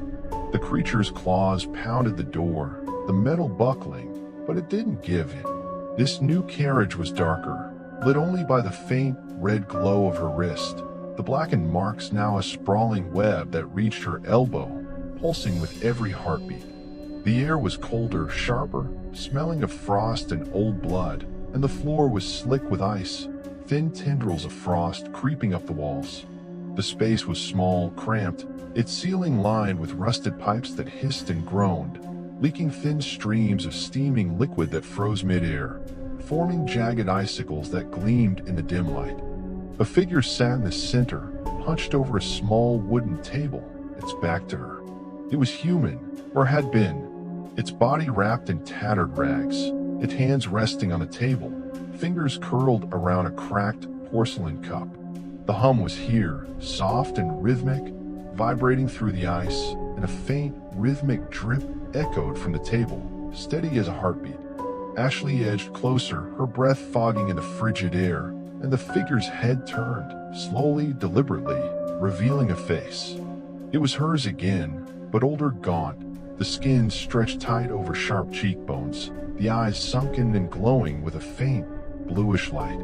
The mouth was a thin, bloodless line, and as it opened, a voice, not hers, but soft, feminine, laced with sorrow, whispered, "You're running out of time." The figure raised the cup, its contents sloshing, a thick, black liquid that shimmered with faint, red flecks, and tilted it toward Ashley, as if offering a toast.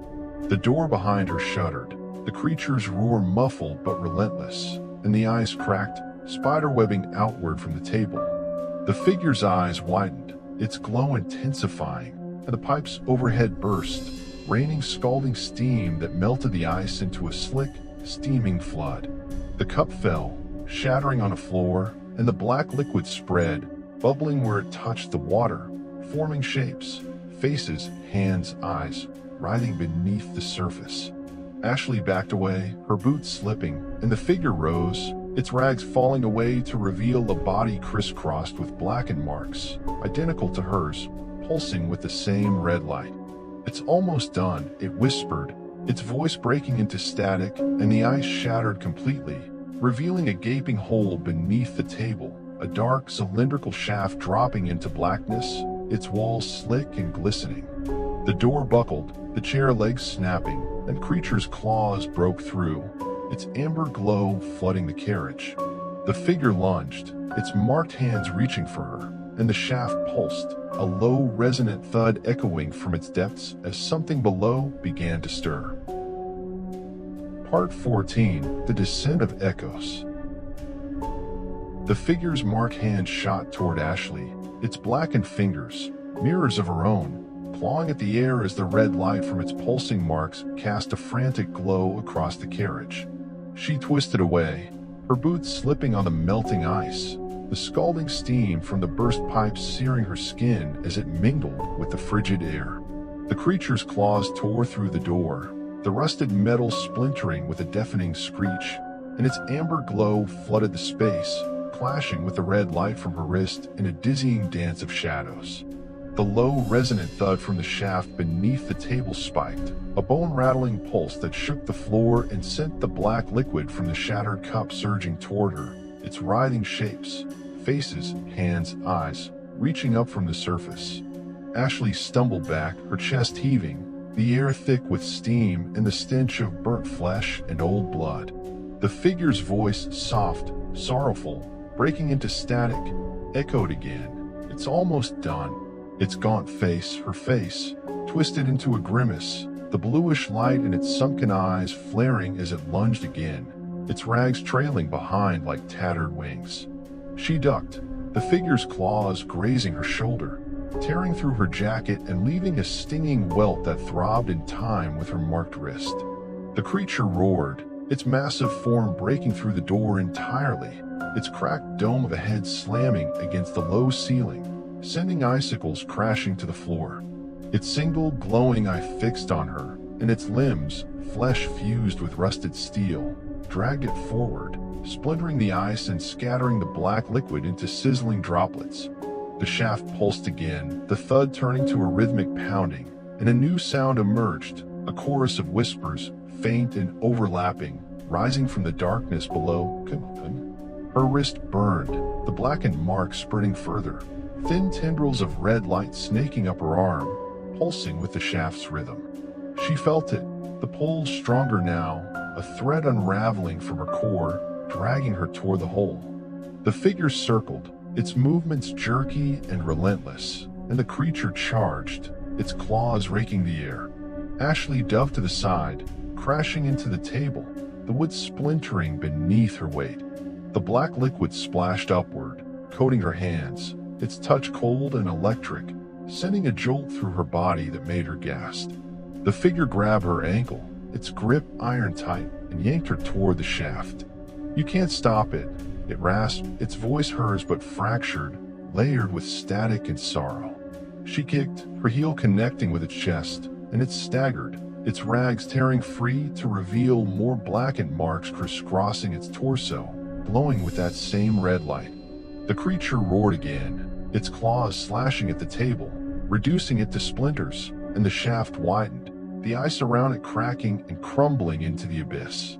Ashley scrambled to her feet, her hands slipping in the black liquid, its writhing shapes clinging to her skin like leeches. She bolted for the far wall, her eyes darting for an exit, but the carriage was sealed. No doors, no windows, just the smooth, frost-crusted steel and the gaping shaft. The creature lunged, its claws grazing her leg, tearing through her jeans and drawing blood that mingled with the flood. She cried out, stumbling, and the figure rose again, its hollow eyes narrowing as it advanced, the whispers from the shaft growing louder, more insistent. "Of course." Her wrist flared, the pain blinding, and she clutched it, her vision swimming with black spots. The red light from the marks pulsed brighter, illuminating a faint seam in the wall, a crack, barely visible, etched with the same spiraling pattern she'd seen before. She clawed at it, her nails digging into the frost, and it split open, revealing a narrow chute, its walls slick and steep, dropping into darkness. The creature's claws swiped at her back, and the figure's hands grabbed her arm, its touch a searing cold that clashed with the heat of her marks. With a desperate shove, she broke free, diving into the chute headfirst. The walls closed in, the metal scraping her shoulders as she slid, the sounds of roaring, whispering, and static fading into a distant hum. She tumbled, her body twisting, and landed hard on a damp, uneven surface, the air knocked from her lungs. The chute slammed shut above her, sealing her in silence, broken only by the faint, rhythmic drip of water or something thicker. She lay there, gasping, her body bruised and trembling, the red light from her wrist casting a weak glow across the new space, a long, narrow carriage, its walls lined with rusted cages, their bars bent and warped, stained with dark, clotting streaks. The air was stale, heavy with the smell of rust and decay, and a faint greenish fog drifted across the floor, curling around her legs like smoke. The cages were empty, or seemed to be, until a soft, rhythmic tapping echoed from within one, steady as a heartbeat. Ashley staggered to her feet, her clothes soaked with blood and black liquid, her wrist throbbing as the marks pulsed brighter, illuminating the carriage in a flickering red hue. She approached the cage, her breath fogging in the frigid air, and the tapping stopped. A figure emerged from the shadows within, small, hunched, its body wrapped in tattered cloth, its hands pressed against the bars. Its head tilted, revealing a face, not hers this time, but a child's, pale and gaunt, its eyes wide and glowing with a faint, greenish light, its mouth a thin, trembling line. "You shouldn't have come," it whispered, its voice small but clear, cutting through the hum. "It's too late now." The child's hands tightened on the bars, bending them outward with a strength that belied its frail form, and the fog surged, rising to her waist, its tendrils cold and insistent, pulling at her legs. The cages rattled, a chorus of tapping resuming, dozens, hundreds, echoing through the carriage, and more figures emerged, their glowing eyes piercing the gloom, their whispers blending into a single chilling plea, "Free us, free us, free us." The child stepped forward, its bare feet splashing in the fog, and raised a trembling hand, pointing at her wrist.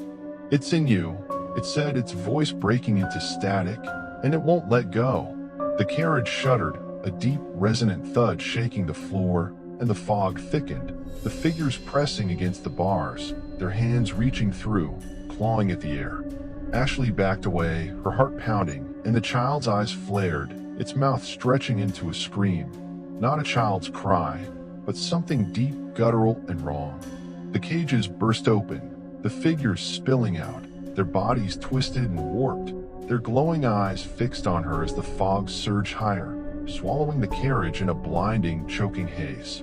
A new sound erupted, a low mechanical groan, like gears grinding to life, and the floor tilted, sending her sliding toward the far end, where a massive rusted hatch loomed, its surface etched with spiraling patterns that glowed with a dull red light, pulsing in time with her wrist.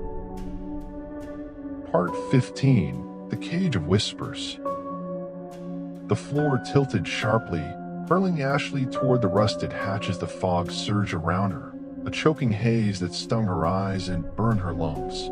She clawed at the slick metal, her nails scraping uselessly as she slid, the glowing figures from the cages closing in, their twisted hands reaching through the greenish mist. Their whispers, free us," blended into a relentless drone, overlapping with the hum that pulsed through the carriage, vibrating in her bones. The child led them, its small, gaunt frame cutting through the fog, its glowing eyes fixed on her with a quiet, chilling intensity. Her wrist flared, the blackened marks pulsing with a red light that cast frantic shadows across the warped cages and bent bars, the heat searing her skin and sending a jolt of pain up her arm. She hit the hatch hard, her shoulders slamming against its rusted surface, and the impact jarred her teeth, a sharp ache blooming in her chest. The spiraling patterns etched into the metal glowed brighter, their rhythm matching the thudding of her heart, and a low mechanical groan rumbled from within, like the train itself was waking, stirring with a purpose she couldn't fathom. The figures surged forward, their bodies, once human, now grotesque parodies, lurching with jerky, unnatural movements. Their hands clawed at her legs, her arms, their touch cold and electric, sending shivers of pain through her nerves. She kicked, her boot connecting with the child's chest, and it staggered back, its whisper turning to a guttural snarl that echoed through the carriage. The fog thickened, rising to her chest, its tendrils wrapping around her, pulling her down with a strength she couldn't fight. She grabbed the hatch's handle, her hands slick with sweat and blood, and yanked with all her strength. It resisted, the rusted metal groaning under her grip, and the figures pressed closer, their glowing eyes piercing the haze, their whispers sharpening into a single, piercing command, "Stay." The child reached for her wrist, its small fingers brushing the blackened marks, and a jolt shot through her, a searing cold that clashed with the heat, stealing her breath and blurring her vision. The hatch gave way with a screech, swinging open to reveal a dark, cavernous space beyond, a vast, hollow chamber, its walls towering into shadows, its floor a jagged mess of rusted steel and broken machinery. Ashley didn't hesitate. She dove through, the figure's hands grazing her back, tearing at her clothes as she fell. She landed hard on a sloped surface, rolling down a pile of debris, twisted pipes, shattered gears, fragments of something that might have been seats, her body bruised and battered as she came to a stop in a shallow pool of stagnant water. The hatch slammed shut above her, muffling the whispers and the hum, leaving her in near silence, broken only by the faint drip of water and the distant rumble of the train. The red light from her wrist flickered, illuminating the chamber in a weak, uneven glow. The air was heavy, humid, smelling of rust and oil, and a faint greenish fog drifted across the floor, curling around the debris like smoke. The walls were pitted and scarred, streaked with dark, clotting stains, and a massive rusted engine loomed at the far end, a hulking mass of twisted metal and leaking pipes, its surface pulsing faintly with a dull red light. Ashley staggered to her feet, her clothes soaked with water and blood, her wrist throbbing as the marks pulsed brighter, casting long shadows that danced across the chamber. The engine groaned, a low mechanical sound that shook the floor, and a new hum emerged, not the one from before, but deeper, slower, resonating in her chest like a second heartbeat. She took a step forward, her boots splashing in the water, and the fog parted, revealing a figure standing before the engine. It was tall, its body shrouded in a tattered cloak, its head bowed beneath a hood that hid its face. It held a rusted wrench in one hand, its fingers curled around it with a grip that bent the metal, and its other hand rested on the engine, tracing the pulsing red lines with a slow, deliberate motion. The hum spiked, a sudden jolt that made Ashley stagger, and the figure turned, its hood falling back to reveal a face, or what was left of it. The skin was flayed, peeled back in strips to expose raw muscle and bone, the eyes sunk in pits that glowed with a faint, reddish light.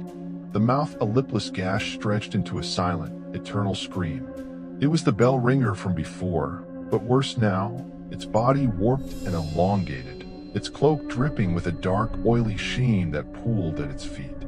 "You're here," it rasped, its voice a dry, hollow echo, layered with static. "It's time."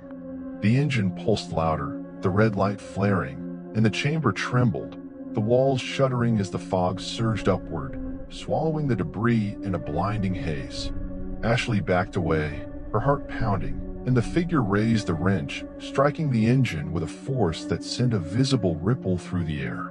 The hum turned to a roar, a deafening blast that shook the chamber and sent the water splashing against her legs, and the engine's red lines glowed brighter, spreading across the walls like veins. A sharp crack split the silence, and the floor beneath her buckled, tilting upward as something massive stirred within the engine. The figure staggered, its glowing eyes narrowing, and the fog thickened, the red light from her wrist clashing with the greenish haze in a dizzying swirl. She turned, her eyes darting for an exit, but the chamber was sealed. No doors, no hatches, just the towering walls and the pulsing engine. The figure lunged, its wrench swinging toward her head, and she ducked, the metal whistling past her ear. She scrambled toward the debris, grabbing a jagged pipe, rusted, heavy, but solid, and swung it at the figure, catching its arm with a wet crunch. The wrench fell, clattering to the floor, and the figure roared, its lipless mouth gaping wider as it clawed at her with its free hand. The engine's roar intensified, the red lines pulsing faster, and a new sound emerged, a low rhythmic thudding, like footsteps, echoing from within the machine. The figure's eyes flared, its rasping voice breaking into a scream. "It's awake." The floor cracked, splitting open beneath the engine, and a massive clawed hand broke through, flesh and steel fused, dripping with amber fluid, its fingers curling toward her with a strength that warped the metal. Ashley swung the pipe again, striking the figure's chest, and it staggered back, its cloak tearing free to reveal a body crisscrossed with blackened marks, pulsing with the same red light as hers. The hand from the engine reached higher, its claws raking the air, and the chamber tilted, sending her sliding toward it.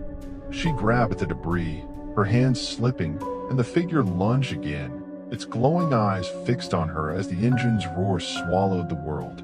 The fog surged, the red light flared, and the hand closed around her leg, pulling her toward the crack as the figure's scream blended with the whispers from the cages. Free us, join us, and us. Part 16. The Heart of the Machine. The massive claw tightened around Ashley's leg, its flesh and steel grip crushing her bones as it yanked her toward the jagged crack beneath the engine. She screamed, the sound lost in the deafening roar that pulsed from the machine, a relentless wave that shook the chamber and sent the greenish fog swirling into a blinding storm. Her hands clawed at the debris, twisted pipes, shattered gears, rusted fragments, her nails breaking as she grasped for anything to hold on to. The pipe she'd wielded slipped from her grip, clattering away, and the figure with the flayed face lunged again, its glowing eyes blazing with a manic fury as it rasped. It's away. The red light from her wrist flared, the blackened marks pulsing with a heat that seared her arm and chest, syncing with the engine's rhythm, a heartbeat, alive and hungry. The amber fluid dripping from the claw splattered her jeans, sizzling through the fabric and blistering her skin, and she kicked with her free leg, her boot glancing off the claw's rusted surface.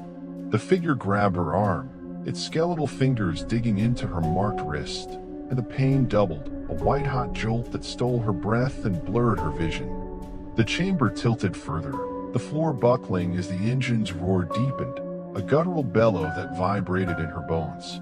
The crack widened, revealing a dark, cavernous abyss below, walls of twisted metal and pulsing flesh, veins of red light snaking through the shadows, and a faint, rhythmic thudding that echoed like a drumbeat from hell. The claw pulled harder, dragging her closer, and the fog surged, its tendrils wrapping around her, cold and insistent, whispering in a chorus of voices, "Free us, join us, end us," that clawed at her sanity. Ashley thrashed, her free hand finding a jagged shard of metal among the debris, its edge sharp and glinting in the red glow. She swung it at the figure, slicing through its arm, and it recoiled, its rasping scream breaking into static as dark, oily blood sprayed from the wound. The claw loosened for a split second, and she yanked her leg free, scrambling back, her body trembling with adrenaline and pain. The figure staggered, its flayed face twisting into a snarl, and lunged again, its wrench raised high. She rolled, the wrench slamming into the floor beside her, cracking the metal and sending a wave of water and fog splashing upward. The claw reached again, its fingers curling toward her. She swung the shard, driving it into the fleshy joint where steel met skin. The creature roared, a sound that shook the chamber and sent the engine's red veins pulsing faster. And the claw retreated, amber fluid gushing from the wound, pooling in the crack with a hiss. Ashley stumbled to her feet, her legs shaking, and backed away from the crack, her eyes darting for an escape. The figure rose, its glowing eyes narrowing, and struck the engine again with the wrench, the clang reverberating through the chamber like a death knell. The red light flared, the veins spreading across the walls, and the thudding from below grew louder, closer, a relentless march that shook the debris and sent the fog swirling into a blinding haze. A new shape emerged from the crack, not the claw, but a head massive and grotesque. Its surface a cracked dome of flesh and steel, split by a gaping fissure that oozed amber fluid. Its eyes, dozens of them, glowing with a sickly yellow light, swiveled toward her, and its mouth a jagged maw of spinning teeth, opened wide, releasing a roar that blasted the air and sent her staggering back. It was the heart of the train, the core of this nightmare, and it was awake, alive, aware. The figure laughed, a dry, hollow sound, and struck the engine again, the clang syncing with the creature's roar. "You can't stop it," it rasped, its voice breaking into static. "You're its now." The red veins pulsed brighter, climbing the walls, and the fog thickened, the whispers turning to screams. "Join us, end us," as the creature hauled itself higher, its limbs tearing through the crack, warping the metal with every move. Ashley's wrist burned, the mark spreading up her shoulder, pulsing with the creature's rhythm, and she felt it. The pull stronger than ever, a thread unraveling from her soul, dragging her toward them all. She pressed her hands to her ears, tears streaming down her face and back toward the wall, her boots slipping in the pooling amber fluid. The figure advanced, its wrench swinging, and the creature's claws reached for her, their tips glinting in the red light. A sharp crack split the air, and a section of the wall buckled inward, splitting open with a screech of tearing metal. Beyond it was a narrow shaft, its walls slick with condensation and streaked with rust, a ladder leading upward into darkness. Ashley didn't hesitate. She dove for it, the figure's wrench missing her by inches, the creature's claws raking the air behind her. She grabbed the rungs, hauling herself up, her muscles screaming as the chamber shook and the roar followed, a deafening blast that rattled the ladder. The figure struck the engine again, the clang echoing up the shaft, and the creature's head tilted, its glowing eyes fixing on her as she climbed. The red veins spread, climbing the shaft's walls, and the amber fluid surged, rising fast, lapping at her heels. She climbed higher, her hands slipping on the slick rungs, and the whispers grew louder, sharper, a cacophony of despair that clawed at her mind. "You can't leave, you're ours." The ladder ended abruptly, a rusted hatch looming above her, its surface etched with the same spiraling patterns, glowing with a dull red light. She slammed her fist against it, the metal groaning under her blows, and it swung open, revealing a new carriage, small, cramped, its walls lined with cracked mirrors that reflected her distorted image, pale, blood-streaked, but a stranger staring back. She pulled herself through, collapsing onto the floor, and kicked the hatch shut, her chest heaving as the roar and clang faded into a distant hum. The carriage was silent, the air stale and heavy, smelling of dust and old blood. The mirrors shimmered, their surfaces rippling faintly, and the red light from her wrist pulsed brighter, illuminating the space in a flickering glow. A single chair sat in the center, its surface stained with dark, crusted patches, and beside it lay a small, leather-bound book, its cover cracked, its pages fluttering as if caught in a breeze she couldn't feel. She staggered to her feet, her body trembling, and approached the book, her hand shaking as she picked it up. The mirrors reflected her every move, but the images shifted, not her anymore, but others, faces, dozens of them, pale and hollow-eyed, their mouths moving in silent pleas. The book's pages were brittle, yellowed, and as she opened it, a faint whisper brushed her ears, not from the pages, but from the mirrors, the air, the chair itself. The text was scrawled in a frantic, uneven script, and one line stood out, written in blood-red ink. "The heart feeds on the marked. Cut it free, or become it." Her wrist pulsed, the marks now a sprawling web across her chest, glowing with a light that matched the mirror's shimmer, and a voice deep guttural, layered with static, rumbled from the walls. "You're too late." The mirrors cracked, the reflections screaming, and the chair trembled, splitting open to reveal a mass of writhing, fleshy tendrils, pale and veined, pulsing with a sickly light. They lashed out, wrapping around her arms, pulling her toward the gaping maw as the hatch rattled, the creature's roar growing closer, its amber glow seeping through the cracks. Part 17, the final cut. The tendrils coiled around Ashley's arms, their pale, veined flesh slick and cold, yanking her toward the splintered maw of the chair with a force that strained her shoulders and made her bones creak. She screamed, her voice raw and hoarse, swallowed by the guttural rumble that echoed from the walls. "You're too late." The mirrors cracked further, jagged fissures spiderwebbing across their surfaces, and the reflections screamed with her. Dozens of faces, her faces warped and hollow-eyed, their mouths gaping in silent agony.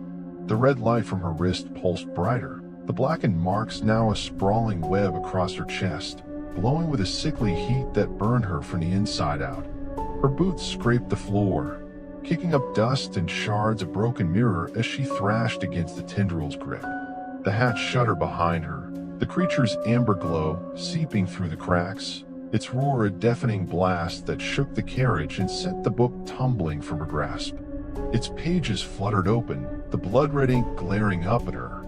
The heart feeds on the marked, "Cut it free or become it." The word seared into her mind, a desperate spark in the chaos, and she clung to it, her hands clawing at the air for anything to fight back. The tendrils tightened, dragging her closer to the chair's maw, its edges trembling and wet, dripping with a thick, pale fluid that hissed where it hit the floor. The mirror's screams turned to whispers.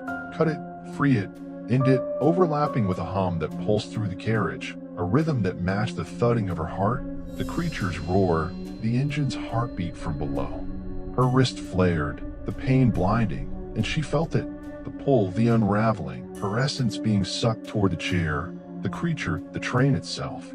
A shard of mirror glinted near her foot, its edge sharp and jagged, reflecting the red glow of her marks. She lunged for it, her fingers brushing its surface as the tendrils yanked her back, and with a final desperate twist, she broke free of one, her arm wrenching painfully as she grabbed the shard. It bit into her palm, blood welling up and mixing with a pale fluid, and she swung it at the tendrils, slicing through one with a wet, ripping sound. The chair shuddered, the severed tendril recoiling, and the others loosened just enough for her to stumble back, her chest heaving. The hatch buckled, the creature's claws tearing through, its massive head emerging, cracked dome, glowing eyes, amber fluid oozing from its fissure. It roared, the sound of physical force that blasted the air and shattered the remaining mirrors into a storm of glittering fragments. Ashley ducked, the shards raining around her, cutting her arms, her face, her legs, but she gripped the mirror shard tighter, its edge now slick with her blood and the tendrils' ooze. The creature hauled itself through, its limbs scraping the floor, its glowing eyes fixing on her with a hunger that froze her blood. The chair's tendrils lashed out again, wrapping around her legs, and she swung the shard, cutting through another, the pale fluid spraying across her face, stinging her eyes. The whispers grew louder. "Cut it, free it," and she staggered toward the chair, her mind racing, the book's words echoing in her skull. "Cut it free or become it." Her wrist pulsed, the marks spreading up her neck, glowing brighter, and she felt the train's heartbeat in her own. The rhythm of the heart, the core, the thing that fed on her. The creature lunged, its claws raking the air, and she dove to the side, crashing against the chair, the tendrils snapping at her like whips. She raised the shard, her hand trembling, and drove it into her wrist, right where the blackened marks glowed hottest, where the pull was strongest. The pain was excruciating, a white-hot blaze that shot through her arm, her chest, her skull, and she screamed, her voice blending with the creature's roar, the mirror's wails, the whisper's cries. Blood gushed from the wound, red and bright, mingling with the black lines that writhed like living things, peeling away from her skin and spilling onto the floor. The tendrils froze, the chair shuddering, and the red light flickered, dimming as the marks retreated, shrinking back to her wrist, then fading entirely. The creature staggered, its glowing eyes dimming, and a low, keening wail escaped its maw, shaking the carriage. The tendrils withered, crumbling into dust, and the chair collapsed, its maw sealing shut with a sickening crunch. Ashley fell to her knees, the shard clattering from her hand, her vision swimming as blood pooled around her, soaking the floor. The creature's form trembled, its amber fluid slowing to a trickle, and it sank back toward the hatch, its claws scraping the metal as it retreated, its roar fading into a distant echo. The carriage went still, the hum silenced, the whispers gone. The mirrors were dark, their reflections empty, and the red light from her wrist was gone, leaving only the faint, flickering glow of a single cracked bulb overhead. She clutched her bleeding wrist, her body shaking, and staggered to her feet, the silence pressing against her ears like a weight. The hatch was sealed, the creature gone or dormant, and the book lay open beside her, its pages blank now, the blood-red ink erased. A faint rumble broke the quiet, the train lurching forward, and a seam appeared in the wall, a door rusted and warped, glowing with a faint, bluish light. She stumbled toward it, her legs barely holding her, and shoved it open, tumbling into a new carriage, bright clean, its walls lined with windows that showed a starry sky beyond, its seats empty but pristine, its air warm and fresh, smelling of pine and rain. She collapsed onto a seat, her chest heaving, her wrists still bleeding, staining the fabric red. The train slowed, the brakes screeching softly, and the doors hissed open, revealing a platform, cracked tiles, peeling paint, fog curling around the edges. But it was real, solid, bathed in the soft glow of a single street lamp. She staggered out, her boots scuffing the ground, and the doors closed behind her, the train pulling away into the night, its lights flickering once before vanishing into the fog. The platform was silent, the fog thick and cold, but the pull was gone, the marks faded, the whispers silenced. She sank to her knees, tears streaming down her face, and clutched her wrist, the blood slowing to a trickle. A faint hum brushed her ears, not the train's, but something distant, something watching, and a shadow moved in the fog, tall and indistinct, its eyes glinting with a faint amber glow. "You cut it free," a voice whispered, soft and layered, echoing from the darkness. "But it remembers." The fog swallowed the shadow, the hum faded, and Ashley sat there, alone, the night pressing in as the last train disappeared, leaving her with nothing but the echo of its heartbeat in her chest.